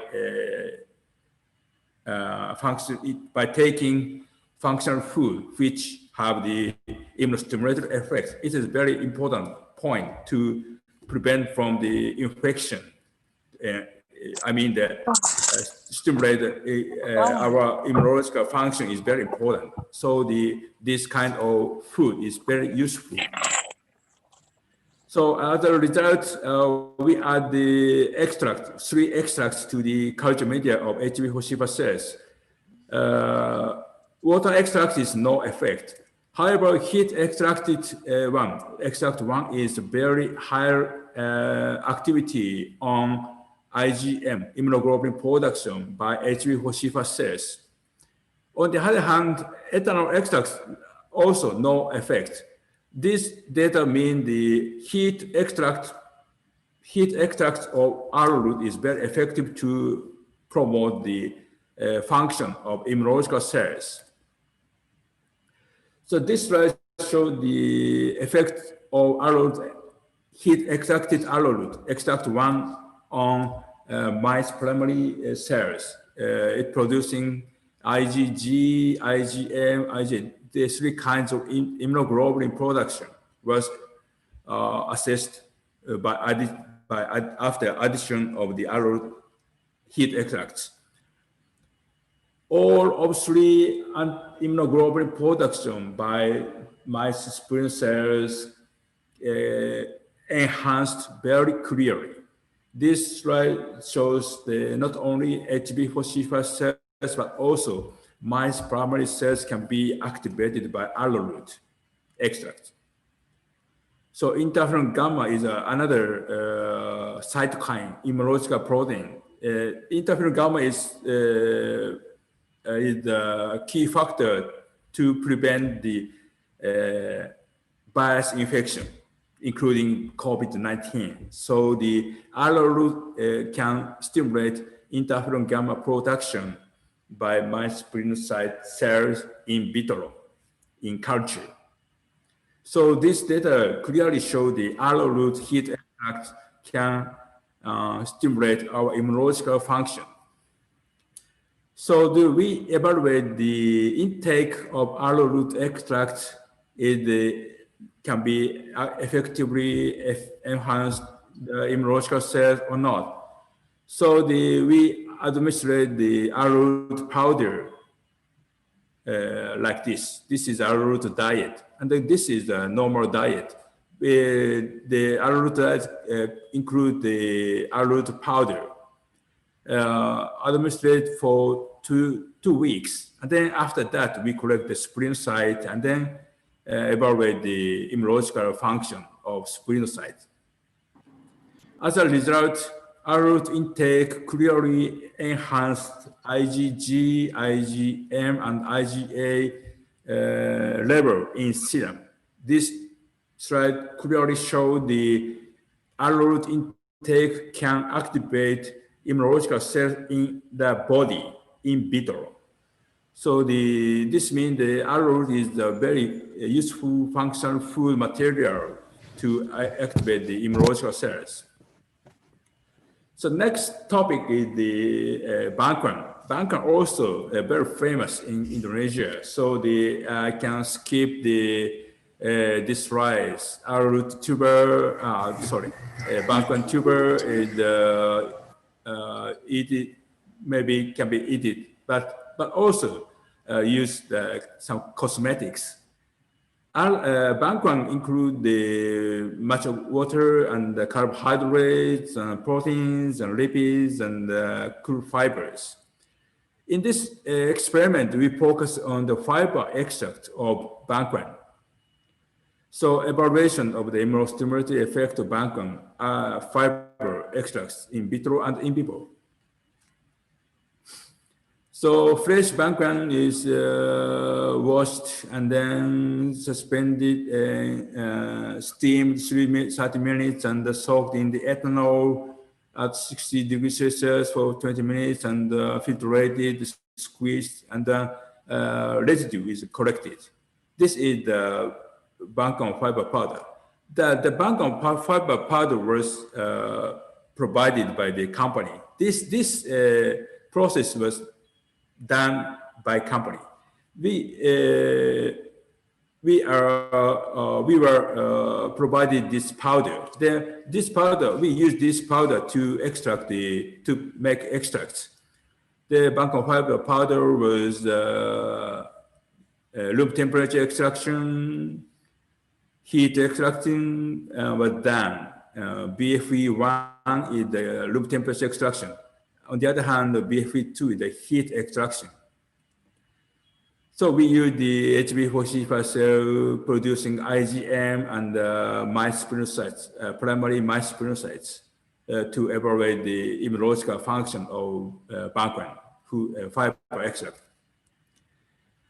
As indicated in this figure, BFV1 room temperature extract can activate the IgM production by HB4C5 cells. However, heat extracts clearly significantly enhance the IgM production. So we evaluate this effect of BFV2 heat extracts on HB4C5 cells. So we evaluate the gene expression level of IgM in HB4C5 cells. This slide clearly shows the BANK1 fiber heat extracts can activate IgM gene expression level. And then finally, IgM production, protein production can be activated. So this slide shows the effect of BFV on IgM production by mice primary spirocytes. The IgG, IgM, IgA, these three antibody production by mice primary spirocytes was clearly activated. So in this figure, we summarize the effect of BFV on other immunological proteins: interleukin 6, interleukin TNF alpha, interleukin 10, interleukin 4, interleukin 5, interferon gamma. These 6 are very important immunological proteins. As a result, all of these immunological protein production can be activated by BFE, BANK1 fiber heat extract. Very clearly activated, very strongly activated by the BANK1. So we use the mice to evaluate the effect of BANK1 on mice, After 2 weeks administration of BFE extract, we collect the pile patch and MN lymphocytes. This intestinal immune system included in the intestinal immune system. So we collect these organs and then collect the cells in pile patch and MNRs. Then after calibration, we evaluate the effect of BANK1 intake on immunological function. As in this slide, and the serum IgG, IgM, and the IgA level can be highly stimulated at the high dose group.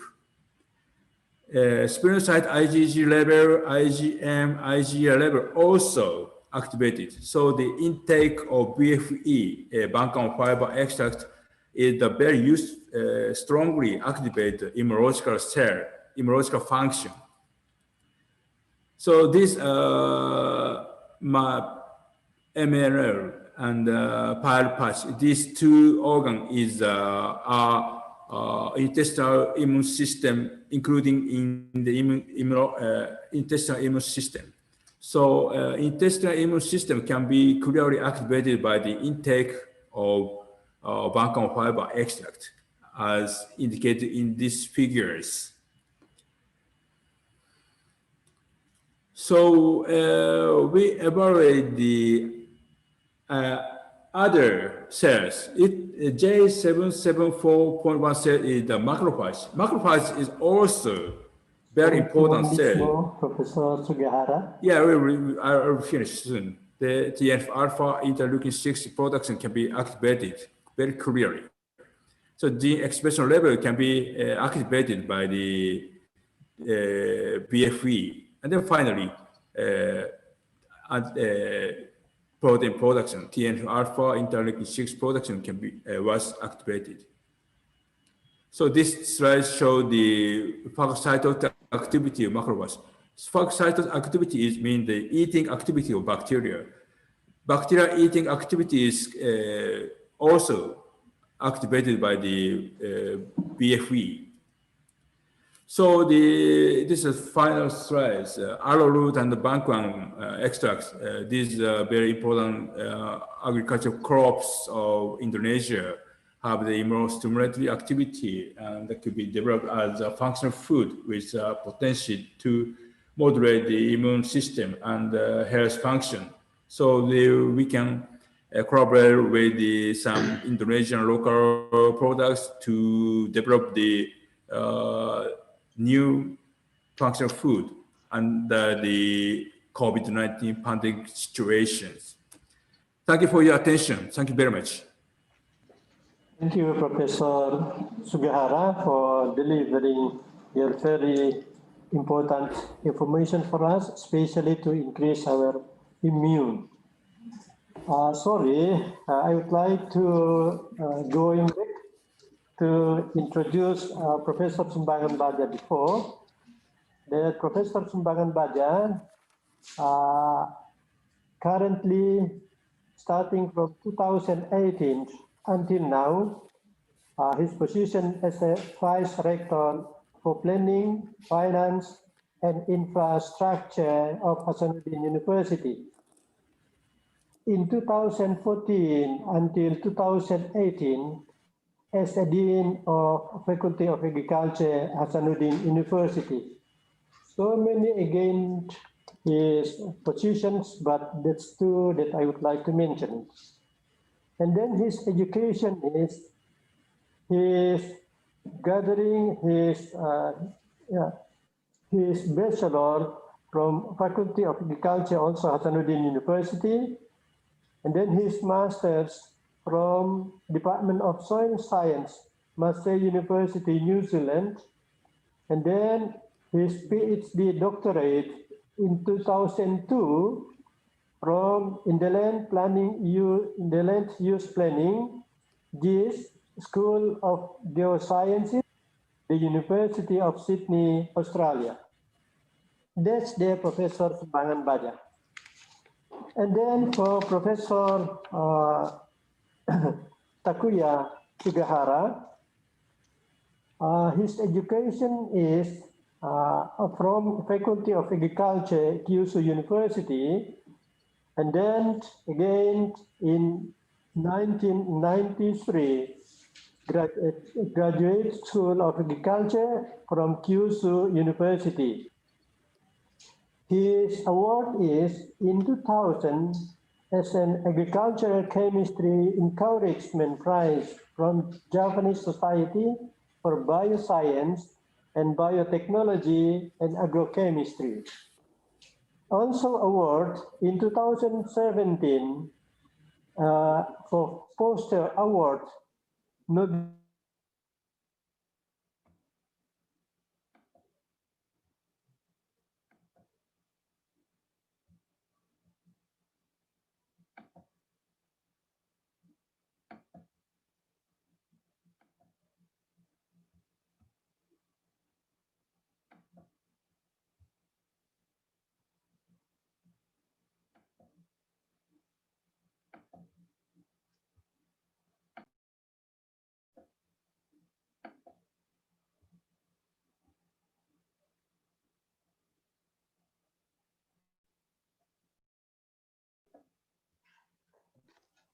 KB Southeast Asian.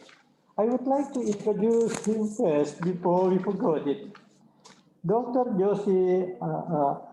Ravindra Joshi, as an independent consultant and scientist, is a professor of invasive species, climate change, biodiversity losses, and food and nutrition security.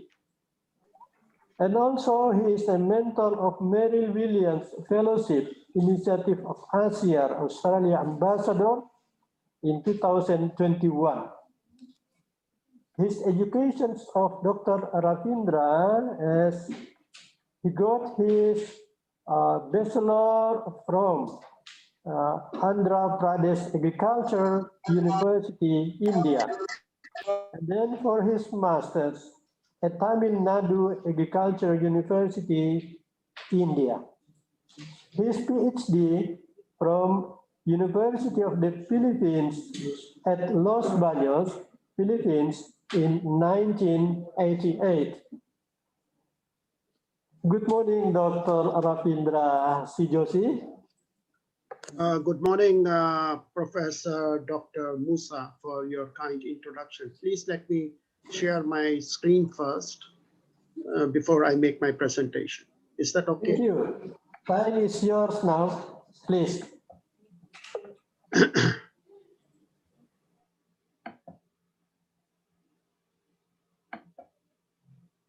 Can you see my screen? Can everybody see my screen and hear me? Yes. Yes. Yes. Excellent. Yes, we can.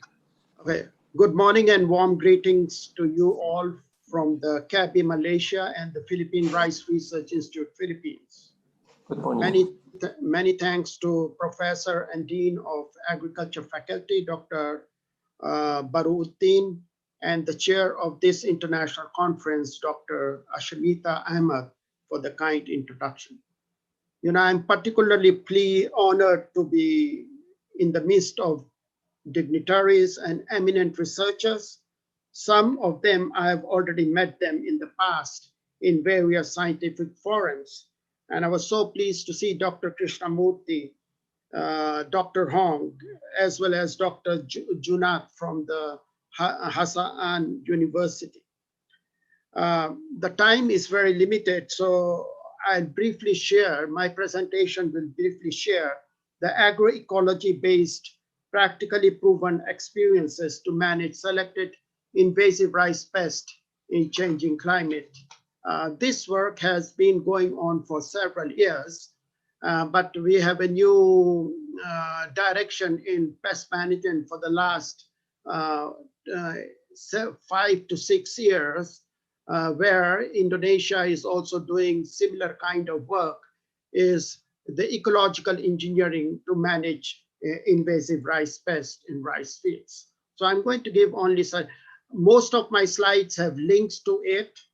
So since the time is very limited, I will not be able to go in great detail, but however, my contact details as well as I'd be very happy to collaborate with other people as well after my presentation.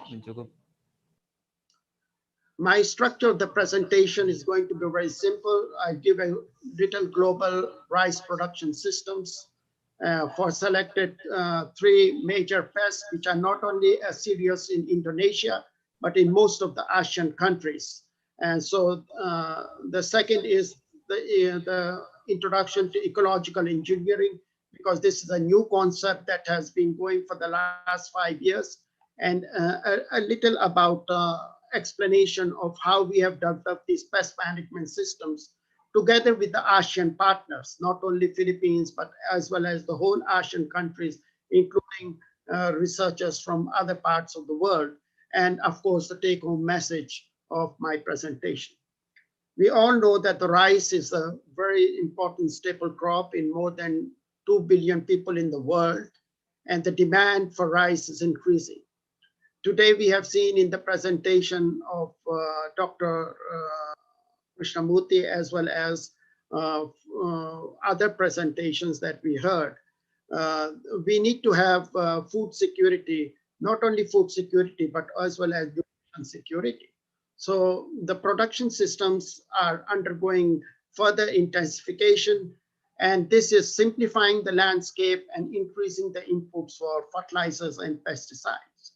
So the problem is, in addition to the global climate change, which is favoring the proliferation of many kinds of pests, is also triggering environmental problems, as well as biodiversity problems, as well as the loss of biodiversity and climate change. So losses caused by insects, we know they depend range from 25 to 100%. Most in the most early days, when we were still working in the early 80s, we were still focusing more on the more on the in the reactive strategies. That means when a problem happens, we react. But now we are more going into the ecological engineering, which uses the 10 principles of agroecology that are widely promoted by the Food and Agriculture Organization. And many countries are now going into it. And I have been actively working with FAO on those kind of agroecological approaches to pest management. So I'm going to give 3 major examples. One is the classical example of rice plant hoppers, which was one of the worst problem in Indonesia. And Indonesia is the first country in the world who have shown how to manage plant hoppers by reducing the use of pesticides. And that was in early 1980s. The second is on the invasive snails, which is now becoming a very big problem because of the climate change. And third is about the rats, which is also a problem. So, this is just to show the outbreaks of brown plant hoppers are happening even much more in the current times because of the climate change, as well as because of the misuse of broad spectrum insecticides, which causes hopper burn, or you can also say hopper storms. The second problem is about the rats, which is a very serious, it's a chronic problem. It's every year you have this problem. And now the problem is increasing with climate change because of the asynchronous planting, as well as providing enough food, not only rice, but rats are polyphagous. They feed on many kind of including grasses, as well as, so the problem of rats is increasing with the climate change. The third, which is very invasive problem, which I've been working for since 1987, and I like to share, these are the countries I have shown in the graph, the ASEAN countries. With all ASEAN countries, I work on invasive species, especially on the invasive snails, and all the earlier 2 that I mentioned. So this is a introduced species from South America. It was basically introduced in many countries for food, but now has become one of the major problems, and is considered as 100 worst invasive alien species in the world. The problem is not only crop production, but also effects on human health, as well as environmental problems, because they are carriers of the rat lungworm parasites. So what is ecological engineering? This is actually, this has been used in 1962, but we entomologists and we people in the crop protection, especially in the rice science, as well as in the agricultural science, had not used this technique efficiently. I have not used it in practice. However, if you look at our ancestors, they had been using these techniques. And this reminds me of the work that we are currently doing, that our ancestors were using this. So ecological engineering is all about manipulating farm habitats, making them less favorable to pests and more attractive to natural enemies. And it reduces the damage from pests, because by providing resources to natural enemies. So some of these techniques are, there are several techniques. So I've listed some of them. So they are from floral diversity, increasing floral diversity, improving the energy inputs, applying of ecological principles and ecology. So the main idea of ecological engineering is basically 2, and which is very relevant to this conference, as well as during the pre-COVID, even the post-COVID times. First is we need to restore biodiversity and conserve biodiversity. These are the 2. So the restoring biodiversity is, there are several ways. One is like planting nectar flowers. You can see on the slides, many farmers, they plant other like beans or other flowering plants to it. So they are providing different nectar sources, providing vegetable strafe, using trap crops. These are some of the ecological engineering techniques that are widely used. This is one of the classical examples that is being used now in many countries, is the use of vertical grass along the sides of the bunds. So what happens is the vertical grass attracts the stem borer moths to come and lay eggs, but they lay eggs there. The eggs they hatch, but they can't survive inside the vertical grass. So the larva is unable to survive, and then it just cannot complete. So the technique here is the vertical grass is to pull the female adults to lay eggs, because they prefer vertical grass over rice. So the stem borers come and lay the eggs. They hatch there. They penetrate inside the stem of the vertical grass, but then they can't survive anymore because there is certain kind of chemicals that are there. So there are three main foundations of the ecological engineering. The main objective is to maximize natural biological control services. So we increase the abundance and diversity that, as I mentioned. So first is moderate insecticide use. Avoid early sprays. That's what many countries, including Indonesia, Philippines, Vietnam, are now. We have a big program that was funded by IRI as well as FAO, the Swiss development agencies, the Australian Center for International Agriculture Research, and many other donors. They are focusing on these three plants. The second is to build up the predators for the detrivore pests. The detrivore prey are those that do not cause any good or anything bad to the rice plants. So they are neutral. We call them neutral. And the third is to enhance the parasite and predators by providing nectar and shelter to them. So this was the first plank that I mentioned to you. This is just an example to show here.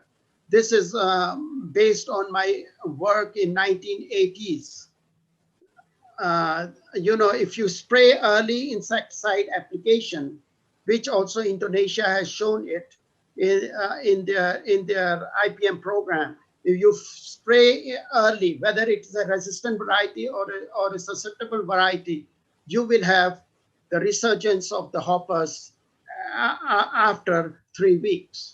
So this what's happening. So the first pillar is that avoid insecticide sprays during the early stages to control like leaf folders or anything, because they are going to increase the hopper burn, the problems of plant hopper, which is an invasive pest, to almost 10-folds.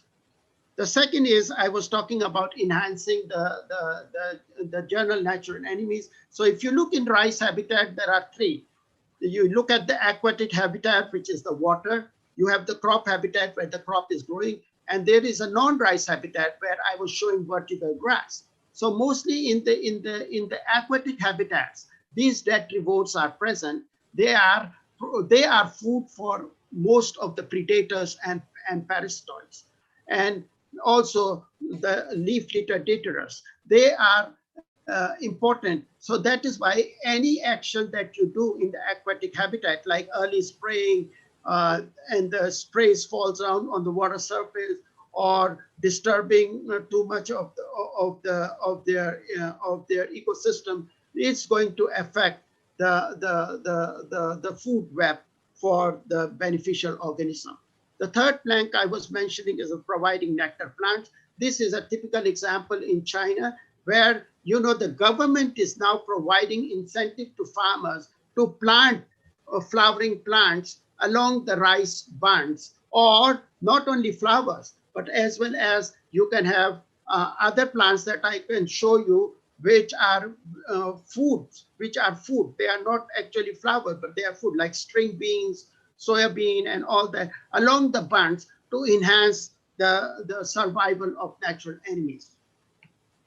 So this concept, the three concepts, has been widely introduced. The A.L. Young, who is a famous entomologist, retired from the International Rice Research Institute, with whom I have worked for many years, looking at habitat modification and diversity.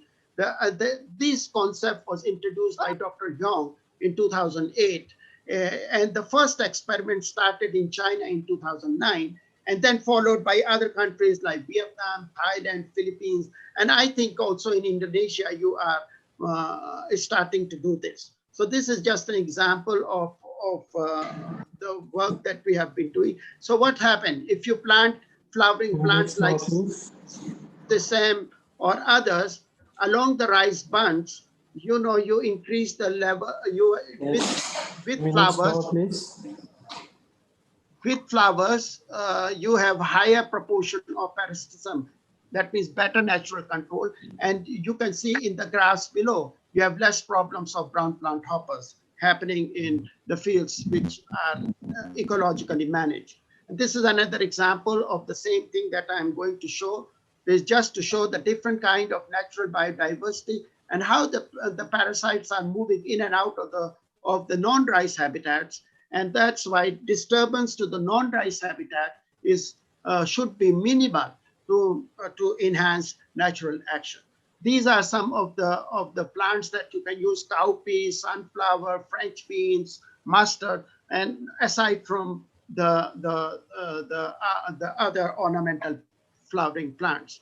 This is the example I showed before, how you can control stem borers. So this is now a multi-country and multi-year project that has been going on in many countries, including Bangladesh, Philippines, Vietnam, and Cambodia.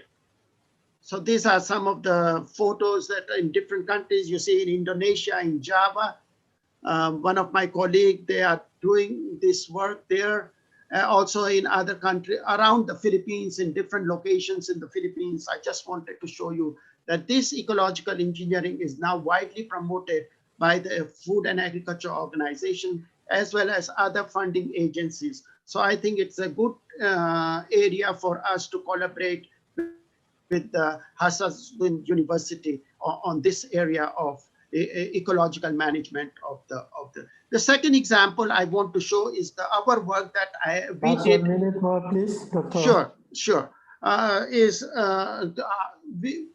Is to manage rats, especially, you know, in the rat control. Most countries have a reactive strategy that is continuous use of poisons to control rats. But this is a new technique that we developed. This is just a step of how we develop it. I can explain it later. We are looking at understanding the rat breeding biology, and this is now actually used by many farmers in the Philippines because they understand, and including this work is now widely used in many parts of Indonesia as well as in Vietnam.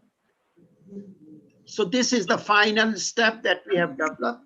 So we have been able to, the biggest impact of our work is that all our publications are freely available on the website with with open access. So you can access the book where the examples of how this technique was developed. So we were able to reduce the misuse of insecticide, 83% reduction in chronic and 94% reduction in acute rodenticide.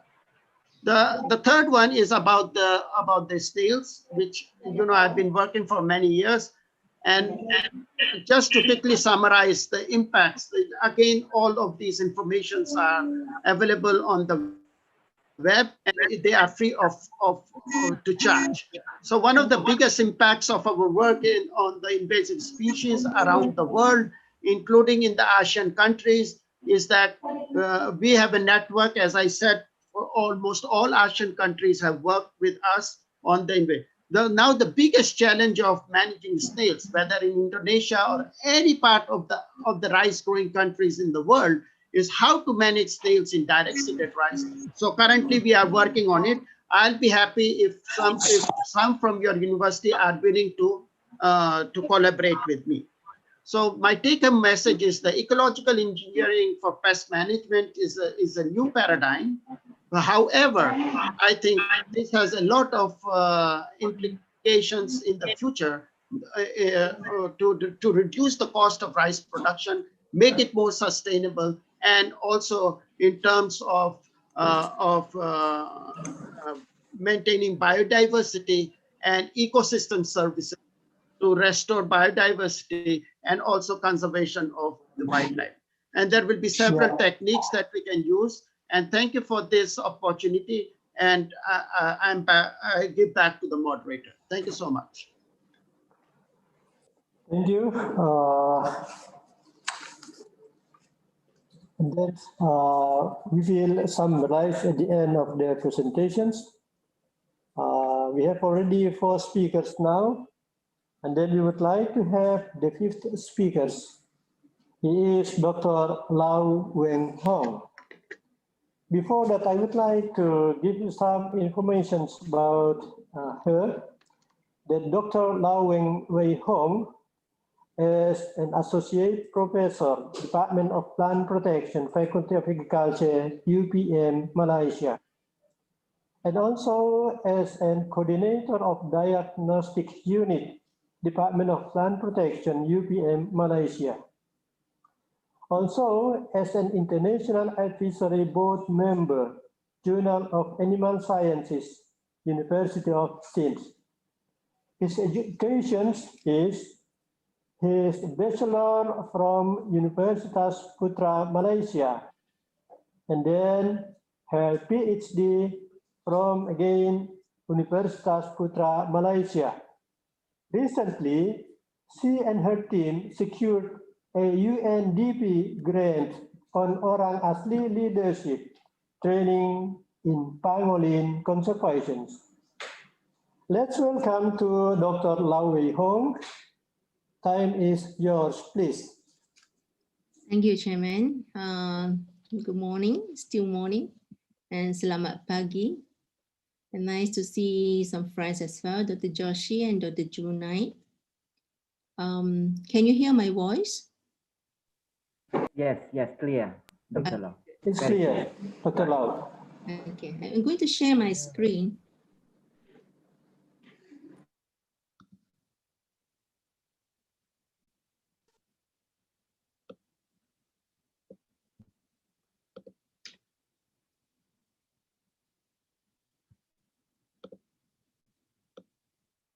Okay, can you see the screen? It's okay. Okay, good. All right. Thank you for giving me the opportunity to deliver a topic on the integrated pests and disease management in the tropics. So I'm Lau Weng Hong from University Putra, Malaysia.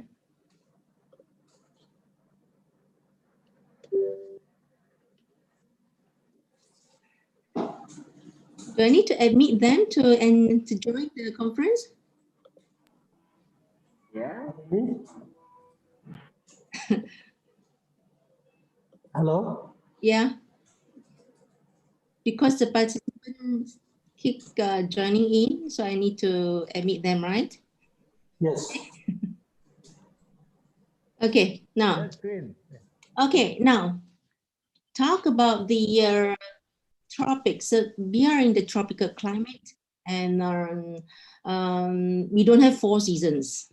We have only 1 season, that is the summertime. So we really enjoy summertime all year long, and we have sunny day or rainy days, and we always have sunshine. So that's why you can see greens in the tropical countries all year long. Temperature is quite constant, and so the only difference is the rainfalls. So those who enjoy greens, please come to the enjoy the tropical climate.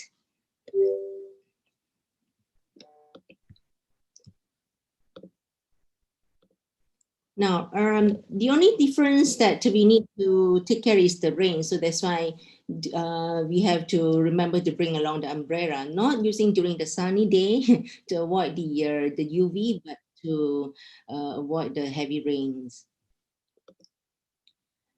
Now, if you look at the world population by region, of course, human population is increasing every year. You look at the Asia also is increasing a lot. All right. So of course, with the increase of population every year, the production of all crops is projected to increase as well.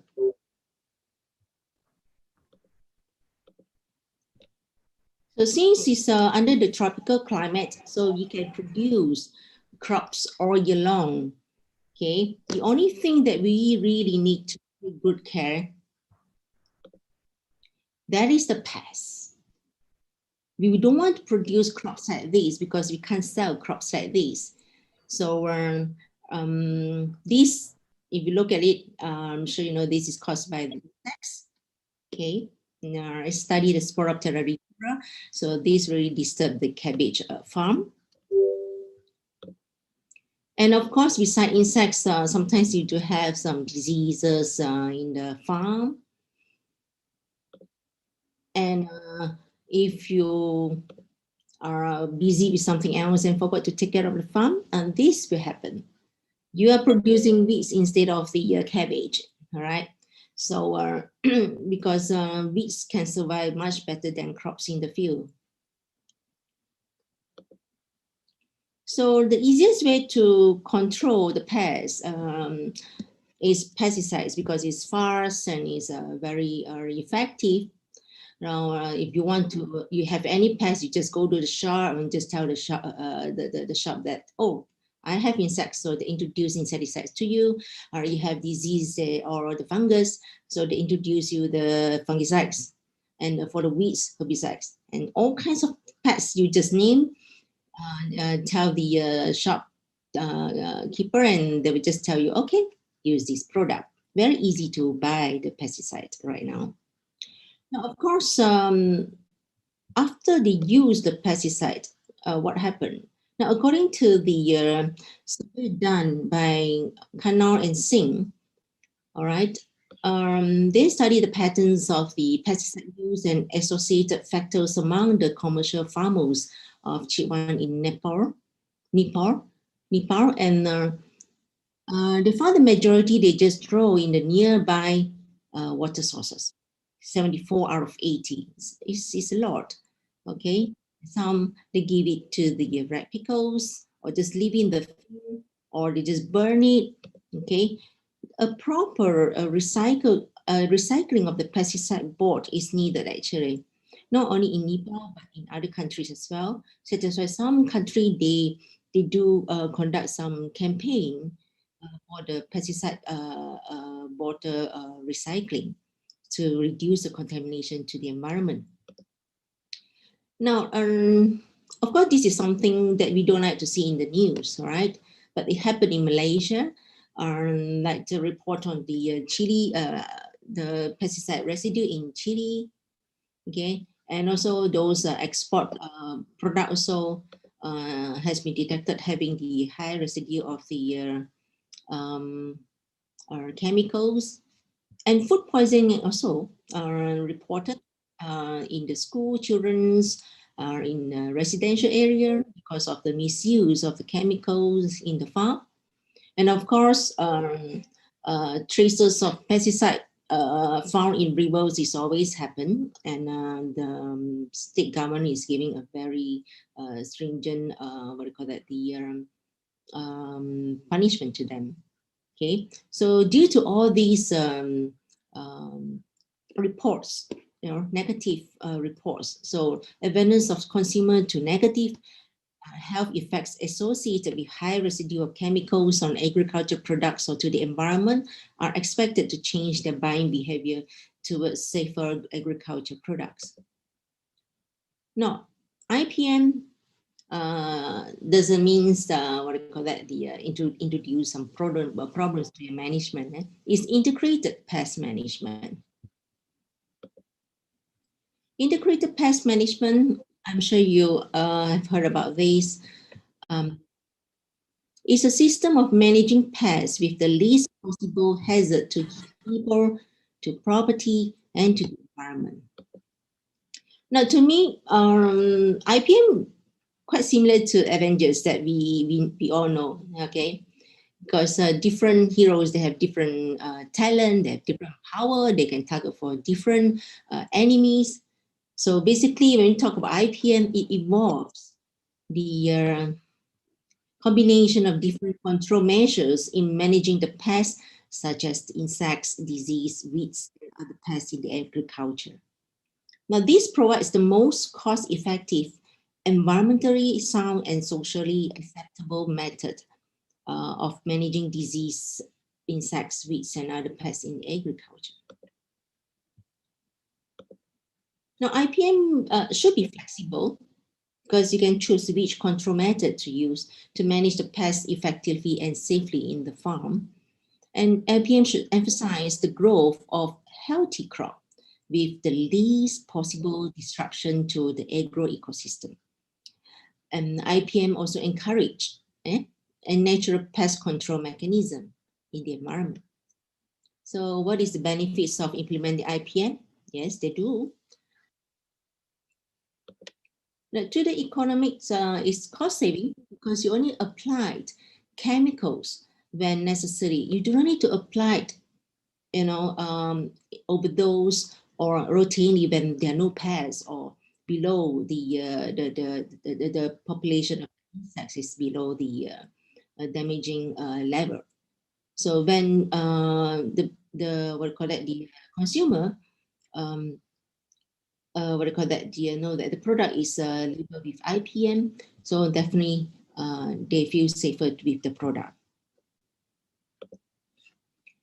Okay, benefits to environment, yes, because less usage of the chemicals, so reduce contamination to the environment, and also reduce chances of developing pesticide-resistant culture in the farm.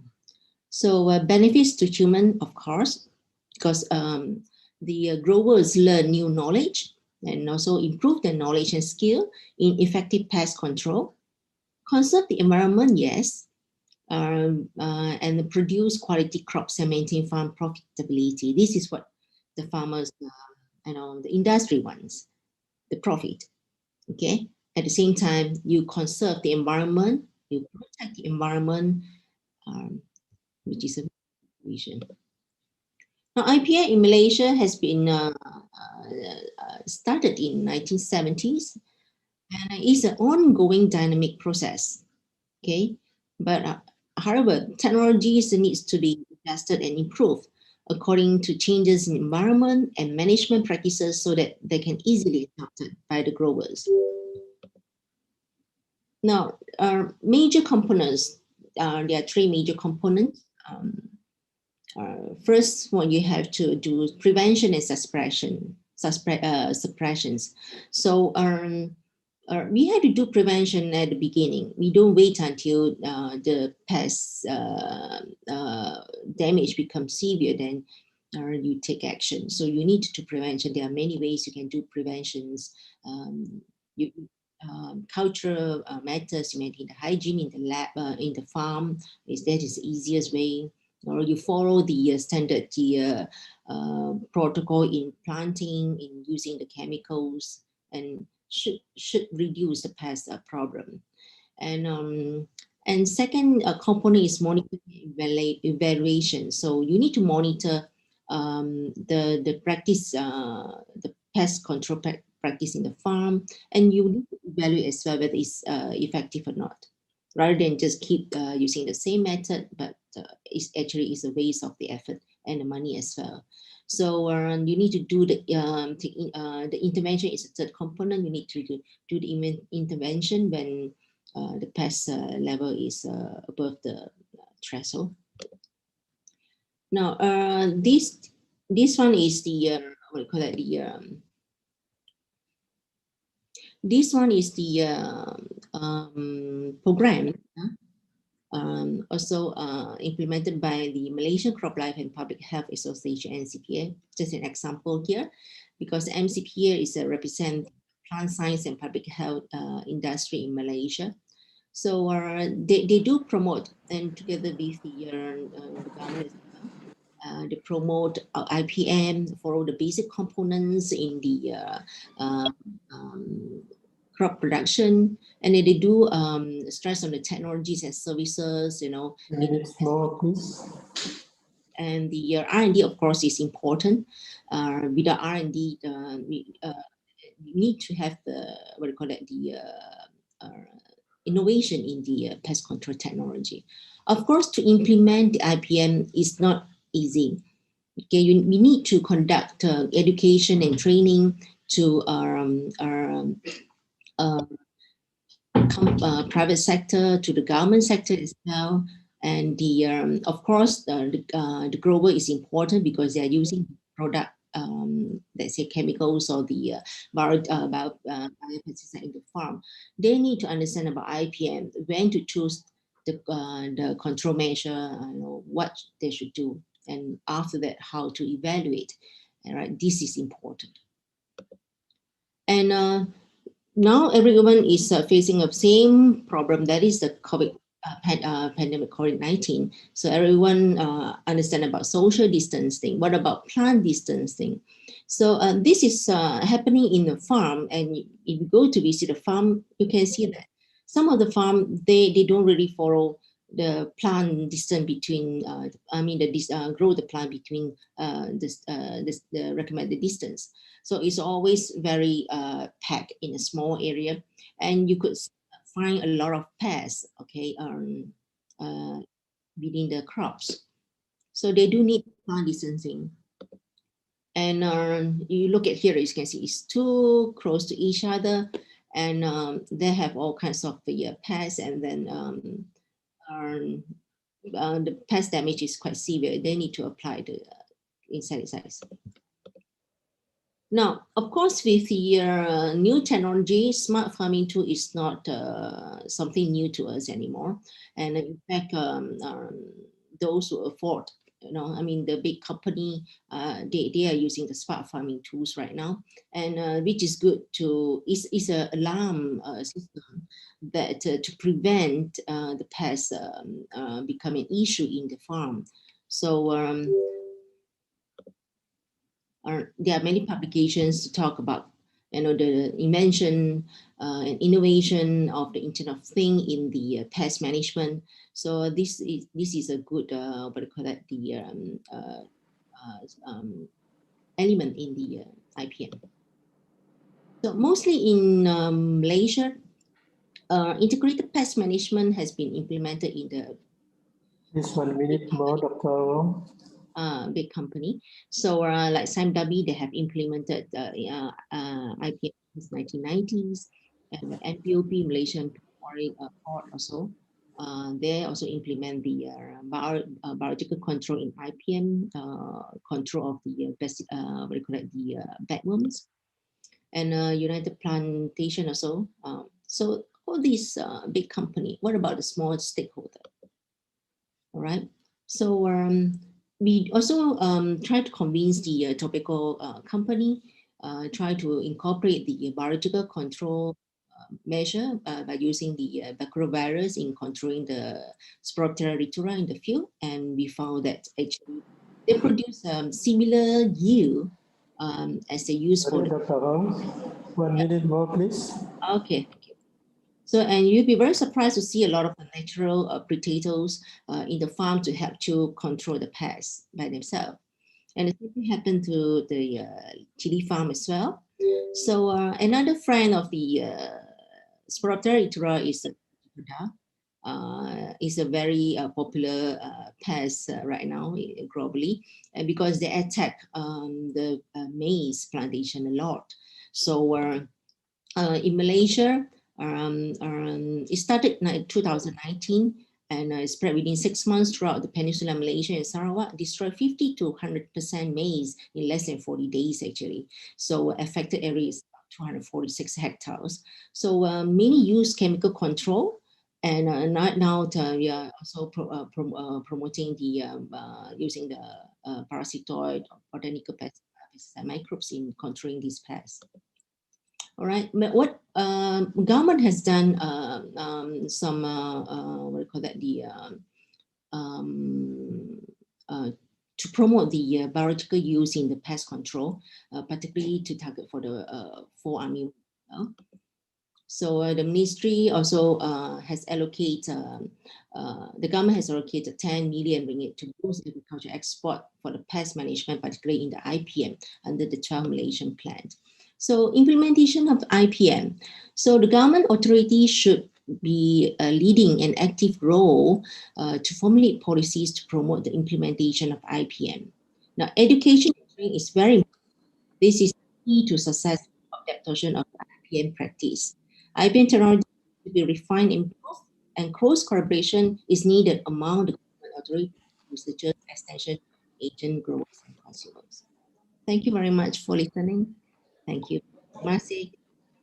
Terima kasih Dr. Hong for the very nice presentations. And then we come to the completely 6 speakers now. I would like to invite later Mr. Moh Gojong, but before that I would like to introduce him. That Mr. Moh Gojong now as the Chief of Taiwan Technical Mission in Indonesia. His education got his master's from National Ping Tung University of Science and Technology.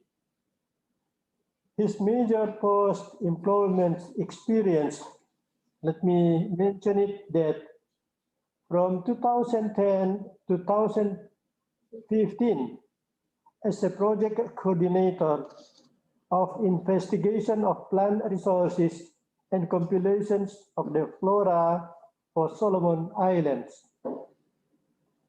And also as a mission leader, Taiwan Technical Missions in Solomon Islands, promoting agriculture and livestock production and marketing development in the Solomon Islands.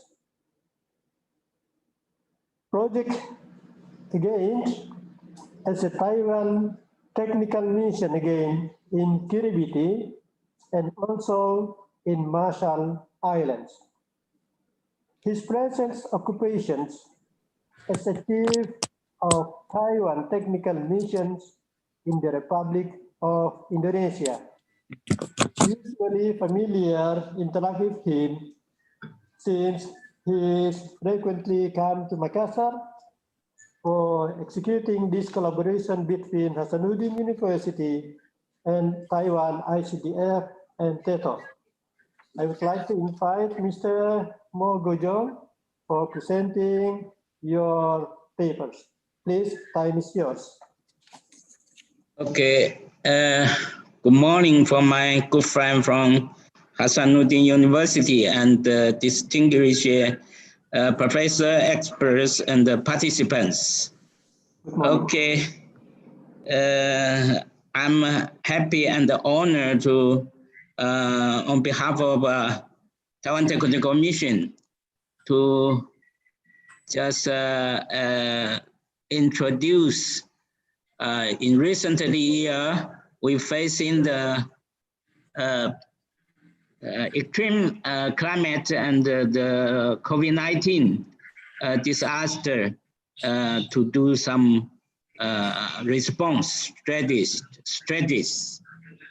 And so just like the other expert professor to say, that this COVID-19 and also including the extreme climate change just cause farmer suffer big and consumer that marketing style also change.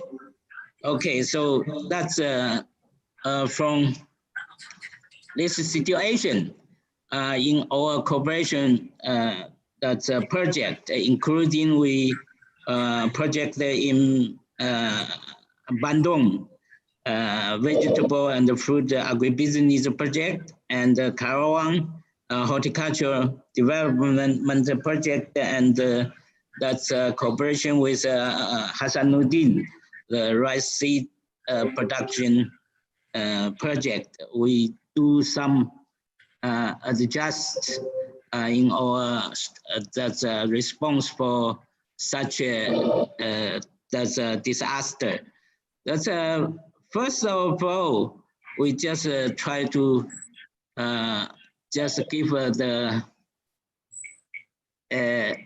awareness, farmers awareness that make farmers to understand what they face and what should they response and what strategies they should adopt and what the farmers should escape from such a pandemic, such an infection.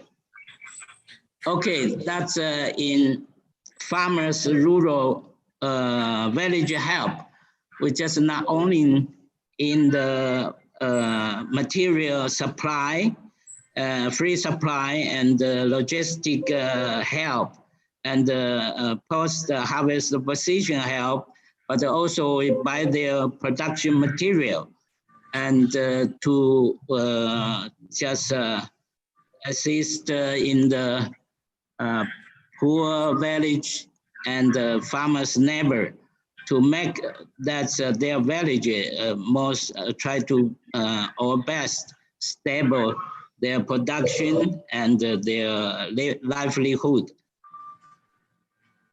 And that's in the farmers training. We have a lot of farmers training always, but now we just change from the training class to little by little reduce the participants. Especially we like join the youth farmer to join together, and following we just go into the online classes training and the online communication. That's also we strengthen the farmers' field practice work and not substitute to the learning in the indoor in rooms learning. Okay. By the way, we just also try to enhance farmers' productivity from the sustainable methodology. From three, that's a main the items. One, how to teach them how to reasonable use the resources. Another is protect soil and the water keeping. And the third is the home gardening work. That's in the resources using. We enhance three kinds. One is that how to fertilize soil with organic matters. That's not reduce chemical use and increase the soil lively activities. And another we call low external input. That's agricultural. That's development. Just how to use own resources or low-cost resources to substitute external input materials. The third is, of course, that we just use proper seed species and IPM way and microbiological technology and the agent to use. And for the this is that's what we do in the compost making to fertile the soil, and this is how we use local material to substitute high cost input from external. And the other is we encourage integrated farming way. We also do the demonstration from the farmer area, just enhance just ask farmers in nearby plantation area, just another specific that's mixed with animal rising integrated, to demonstrate the farmers that they understand how the resources exchange from the crops to the livestock use their byproducts. So that's a farmer to understand compost and the byproducts using, so they know how to choose their fertilizer, and for also choose some livestock rising feed from the just nearby the production, and also that's use such things improve soil and livestock rising for totally sustainable utilization. This is what we do in the cycling, organic matters cycling, using not only that's fully organic matter and the byproducts recycle, and also cash flow, just cycling inside.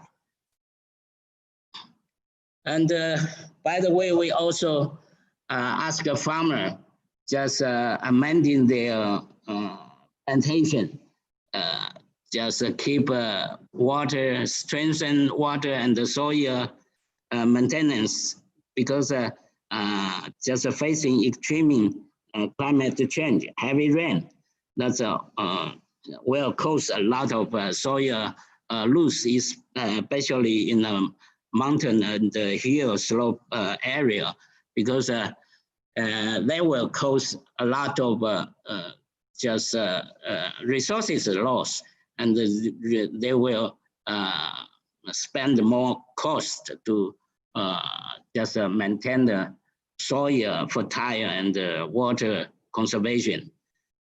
So that's we teach them proper way how to do the drainage and the irrigation way. Another, we encourage farmers to do their own home, isolate the soil plantation, and try to encourage a farmer plant quickly cycling rates production, and the farmer always can get their income from their own resources. That they can maintain their just money income resource origin. That's also all use their own material, and mostly it's organic way.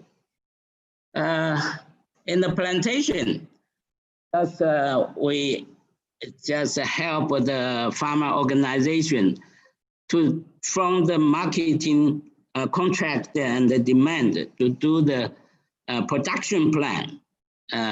Just decide the farmer how to rotation and how to plan. That's just precise to the marketing demand. And another for the production plan, we should supply the tidily and that's a specific produce health seedling. That's from the specific facilities plantation. Okay, the other just from the Taiwan experiences, we have many same small scale farmer hold use machine introduced, and the material introduced to use in the that's a extension farmer, such like plowing, planting, irrigation, and spraying, harvesting, such as saving cost material, and also facilities. That's not not high cost. Also in the Indonesia, they always use bamboo to build their facilities. Such facilities, we can high density, control the environment and the climate to produce high density and even organic production. So in the post-harvest, of course, we just adopt strictly SOP for the food safety and the operator safety. And this SOP, just a whole series from plantation to the package. And also, just after harvesting, we developing several food precision products for that precision food, and that's ready to eat and ready to cook. That's just a convenience to consumer to buy, and also to let the farmer don't have a surplus and the damaged food. Okay. The other, we just introduce a quick pesticide residue detection, and we do each farmer send a sample to check and give them some that's a label to their production. Please, Mr. Mo, 2 minutes, please. Okay, we will quickly, and also we just use a less contact delivery, like just directly from to community, e-commerce platform and online group buying. And at the last, we just help the farmer organization to divide their specific parts, and that's introduced using the IT precise EPR system to precise control from the production to the marketing. Okay, all those from the central control center produce that's traceable, the mark, and the farmer can trace, and all the procedure from the material coming input to output. Okay, that's at the last. We would like to introduce many of Taiwan experiences, just plus with the Indonesia, just quantities. Production capability. We can introduce, create that's a domestic and international market brand. That's we call new value chain development from the market information collection, species, varieties, introduction, and the technology introduction, integrate the farmer to, and that's the introduction and the specific division, and the local products just increase their function, and to the domestic and that's expert urban market create just a festival brand. That's we call new value track development. That's it. Yes, okay, that's all for my introduction. Thank you for all of your concern. Yeah, Thank you. Thank you, Mr. Mo, for very hot issues about the integrated of farming. Dear all participants, since all the speakers from the six speakers already presenting the topics. And now the agenda is we are going to have a discussions. But let me say that due to the very limited time again, and then we already spent more than 15 minutes before as advance, even in our schedule, we would like to have 20 minutes discussions, but I think the 15 minutes will be okay. Because we have already the conclusion from all the speakers.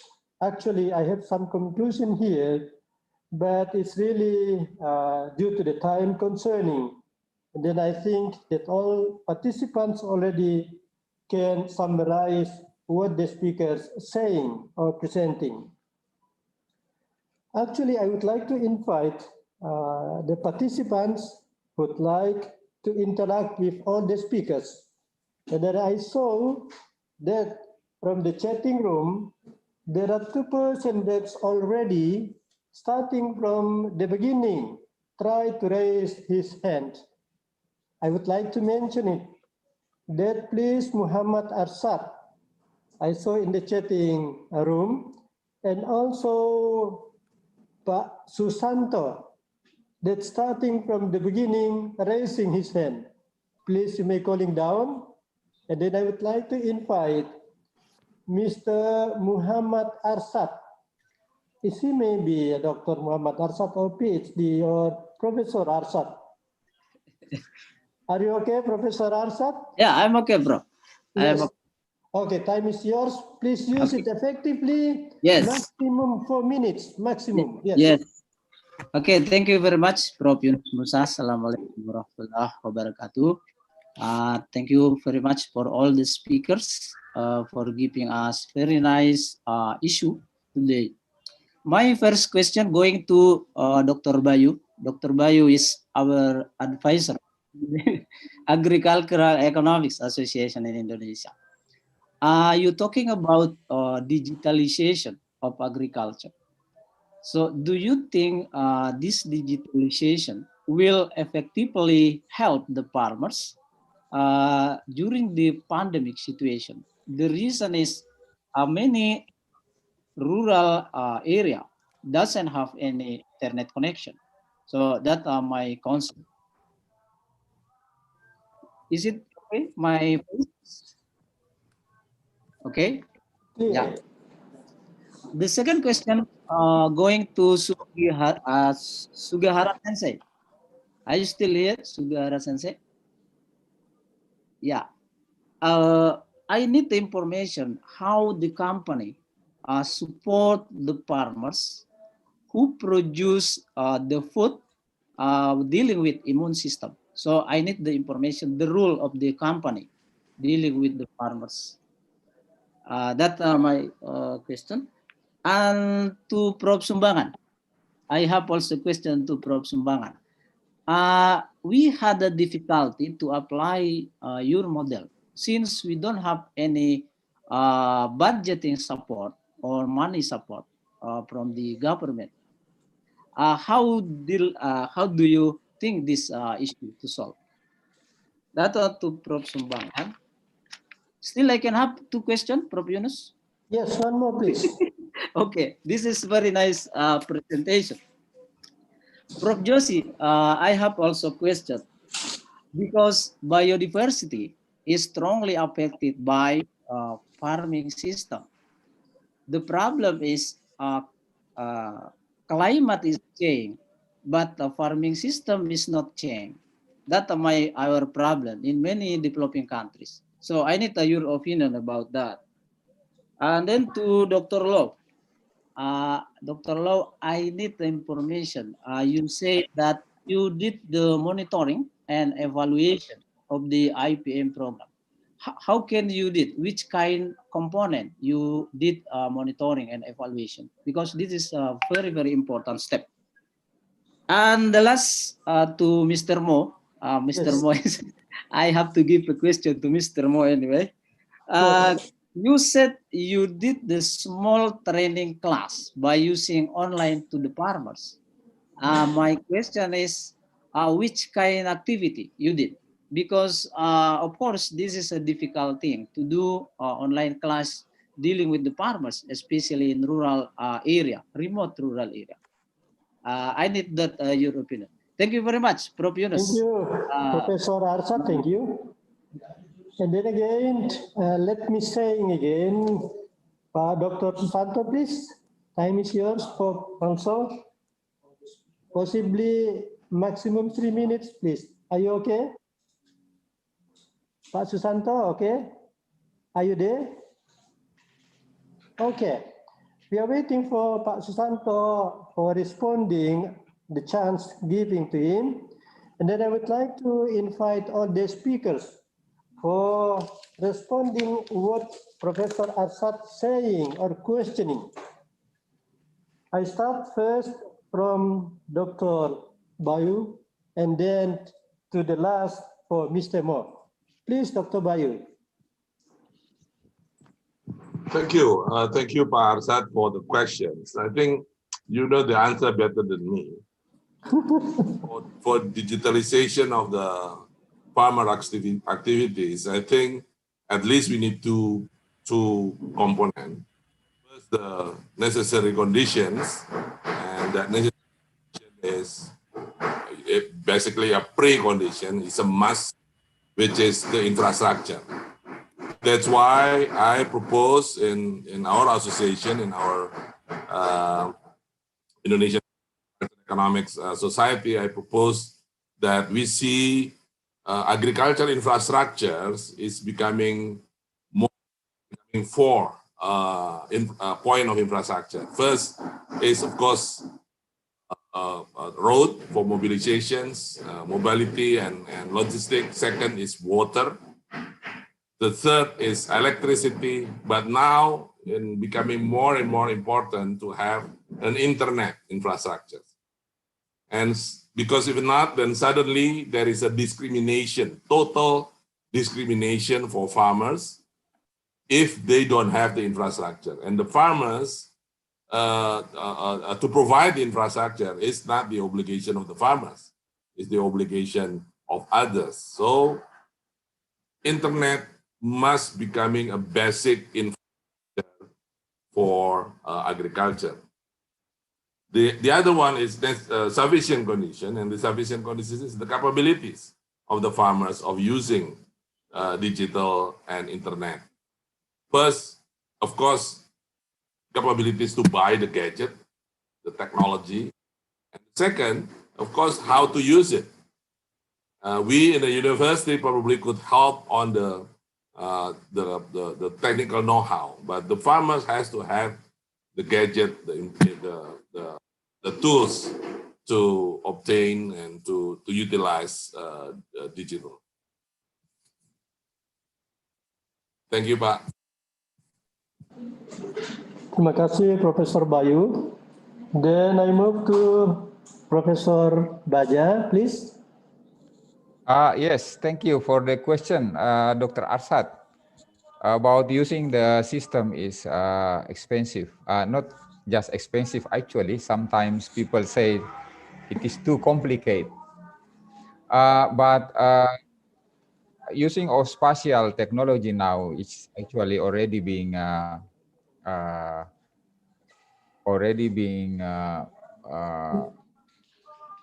also used by many government agency and then also industry actually. And now there is a regulation in Indonesia. For example, if you like to develop one area and use satellite data, then you don't have to buy the data. You only just contact the National Aerospace Agency, and then you just ask how much area that you want to use for the study, and then you can get it by free. But one thing that I like to mention is many people consider that using geospatial technology is quite expensive because of The data itself is expensive, and then also the software. The software is also expensive. And now many university in Indonesia, especially a big university like IPB and also Unhas, UI, we have a collaboration with the ESRI, and ESRI now give education version for the university, so we can get the software by free only. We don't have to buy the software. And now we have a lot of, I think, a license given by the ESRI, the lecture, and also to the student that take this course. And in that case, then we can use also to do some research in the university. And also now ESRI also have a collaboration with the government body, especially for the province and kabupaten, I think, to do a kind of collaboration. So make this all of things become very easier. And finally, about the complexities of using software is now we develop a user-friendly system that can use by the land manager. And now, for example, in South Sulawesi, here, we work together with the kabupaten, and then we can give them the software, and then we put a lot of data, and then we train some people to use this, and then we can make a quick decision about using the land. And that's, I think, the only way that we use to overcome the expensive and complicated use of the system. I think that is my comment from that question. Thank you, Thank you, Madam. Professor Sumbangan Baja. And then the next, please response, Professor Takuya Sugahara. Yeah, thank you so much. My question is how to produce the functional food with the company, right? Is it okay? Okay. So actually, we are just today. I introduced the arrowroot and bangkwang. Unfortunately, these two materials cannot, until now, cannot be functional food, not be produced until now. However, we are evaluating the functional food using spices. Maybe Indonesia have many spices, and we also evaluate the spice functions. So in spice functional food using spice, we collaborate with the spice company in Indonesia and in Japan. In Japan, we collaborate with the SB Food. In Indonesia, we collaborate with SIP, maybe newly established spice company.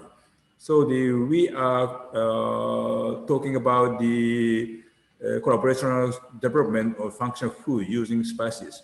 So at this point, just spices, but we can expand many kinds of spice, many kinds of functional food development with Indonesian company and the Indonesian government and Indonesian universities.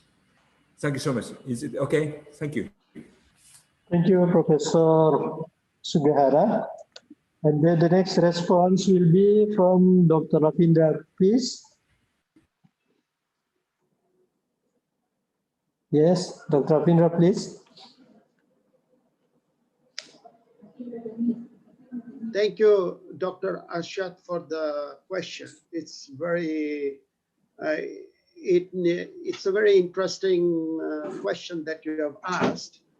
You know, the main thing is that climate change is a continuing process. Farming systems are also changing now. Farming system and the pest dynamics is also changing, whether insects, disease, rats, mollusks, they are also changing. So the main idea of the ecological engineering is to basically the main objective here is to conserve the biodiversity as well as to restore ecosystems, to restore biodiversity. And there are several things that the research have been done now, whether in Indonesia or in other ASEAN countries, to overcome the climate change impacts that the smallholder are having, is more on looking at ecological, agroecological approaches to management, where you can reduce the cost of production, at the same time improve farmers' profits, and also conserve the environment from pollution and other things. So I think in short that would be my explanation for your question. Thank you so much. Thank you, Dr. Joshi. And then the next we're waiting for response from Dr. Hong, please. Silakan. Okay, boleh. Thank you, Dr. Asha. Your question is about the monitoring and evaluation, right? Yes. Yeah, I think the difficult part is the mindset of the user. Right? They have to have a proper training and on this aspect. If they don't understand, it's difficult for them to apply IPM in their farm. So the basic knowledge must be there, and that knowledge transfer must be there. So when implement the IPM, is not just follow the schedule, but like the Joshi mentioned about climate change, and this may affect the pest population as well in the field. So that's why it's an ongoing process in the field. The farmer has to monitor and check what is happening in the field. Not only follow the schedule to spray the fertilizer or the pesticides is follow the schedule, but they have to know what is happening, what is the response of the plant, and what is the response of the insects in the field. All right, and they need to do like auditing work. They need to record. Recording is important. So they make the record, they know the pest level, and they can always contact with either the government sector or the private sector that they help them in the IPM system. So they can get the help to choose the, the right control measure for the pest situation in the farm. Thank you very much. Thank you, Dr. Hong. And then the response came from Mr. Mo. Please, Mr. Mo.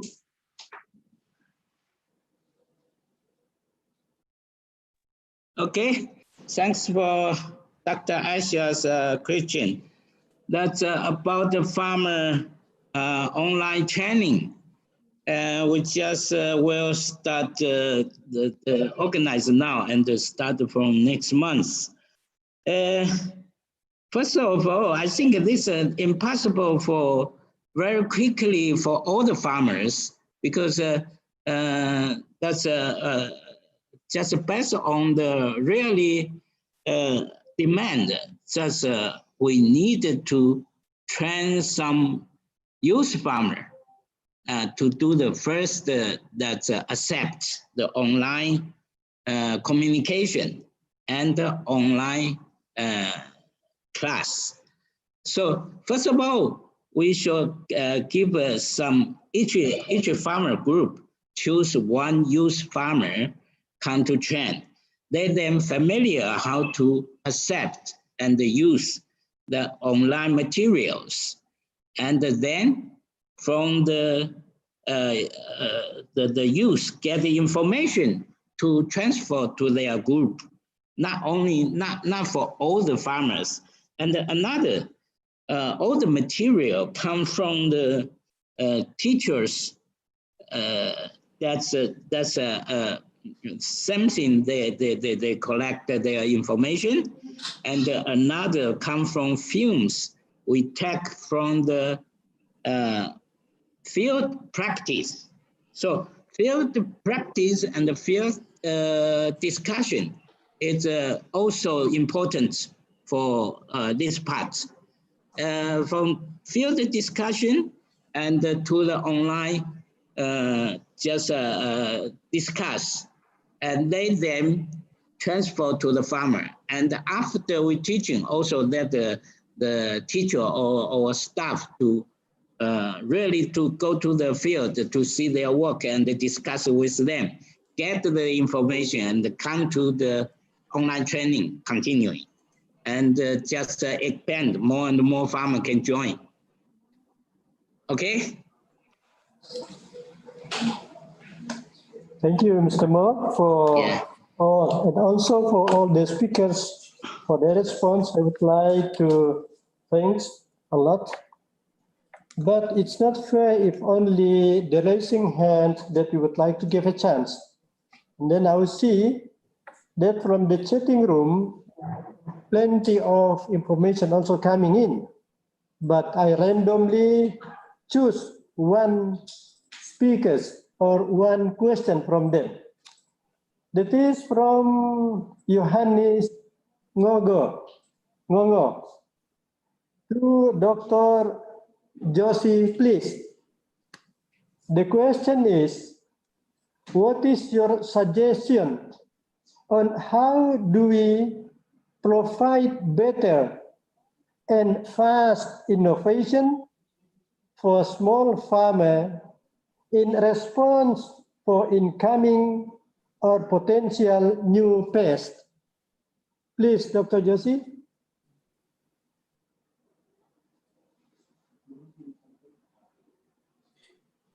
Dr. Josie, are you aware? Yeah, okay. For the invasion of new pests, yes. You know, for example, now in the case of many countries like fall armyworm, which Dr. Hong also mentioned about it, you know, it is a new pest in many of the Asian countries. It came from Africa, but you know, there is a lot of research that is being done in so many countries, and one of the approaches that they are using is also the push-pull technology now, which farmers can easily adopt because it integrates with the farming practice. They don't have to put an additional cost to what is already in the field. So I have just sent in a chat a message to all the participants that in case they want to get more information on about our work that we have been doing on ecological engineering, they can contact me either on my email or WhatsApp because of the limited time we have today. Thank you. Thank you, Dr. Rapindra. And now, dear all participants, ladies and gentlemen, to whom I respect, now the presentations and discussions agenda just finished. I hope everything become clear. But if there is anything still not clear, I might say that that's your personal responsibility. But if you still have any question, please you may bring it home for chatting in another room. Thank you for all valuable information from the keynote speakers and then also from the honorable invited speakers, and also to all participants who have been participating in this conference patiently. We do ask apology for any inconvenience or displeasure that may occur during their presentations. Again, thank you and hope to see you in other occasions. I would like to giving back to the Master of Ceremony since I already did work as a moderator. Excellencies, distinguished guest participants, ladies and gentlemen, Assalamualaikum warahmatullahi wabarakatuh. May peace be upon you. Once again, welcome to the 3rd International Conference, Faculty of Agriculture, Hasanuddin University 2021. It's very nice to see all of you once again, and we hope you have been enjoying yourself at the conference so far. We are very honored to have with us here this afternoon for all keynote and invited speakers, and also for presenters and participants of the 3rd International Conference, Faculty of Agriculture, Hasanuddin University 2021. Excellencies, distinguished guests, participants, ladies and gentlemen, I think we had a very productive and inspiring time together, and this first day come to the end. And I hope you found the presentation on the first day of conference are informative and helpful. And again, we would like to say our highest appreciation to our sponsors who made this 3rd International Conference possible. Thank you for Kementerian Pertanian Republik Indonesia, PT Perkebunan Nusantara 14 Makassar, Bank Negara Indonesia, and Balai Karantina Pertanian Makassar. By the way, Fadli and I are wearing traditional costume for Makassar, South Sulawesi, called Baju Bodo and Jas Tutup Bugis. And we are so proud of this as our identity. Beautiful, isn't it? Of course, it's beautiful. Yeah, thank you. But the sad thing is that we feel so sad that we couldn't meet in person here in Makassar for this international conference. I'm very sad that you couldn't taste the authentic food of Coto Makassar, for example, konro bakar or pisang ijo. But hopefully one day we can meet and eat it all. Yeah, I hope so too.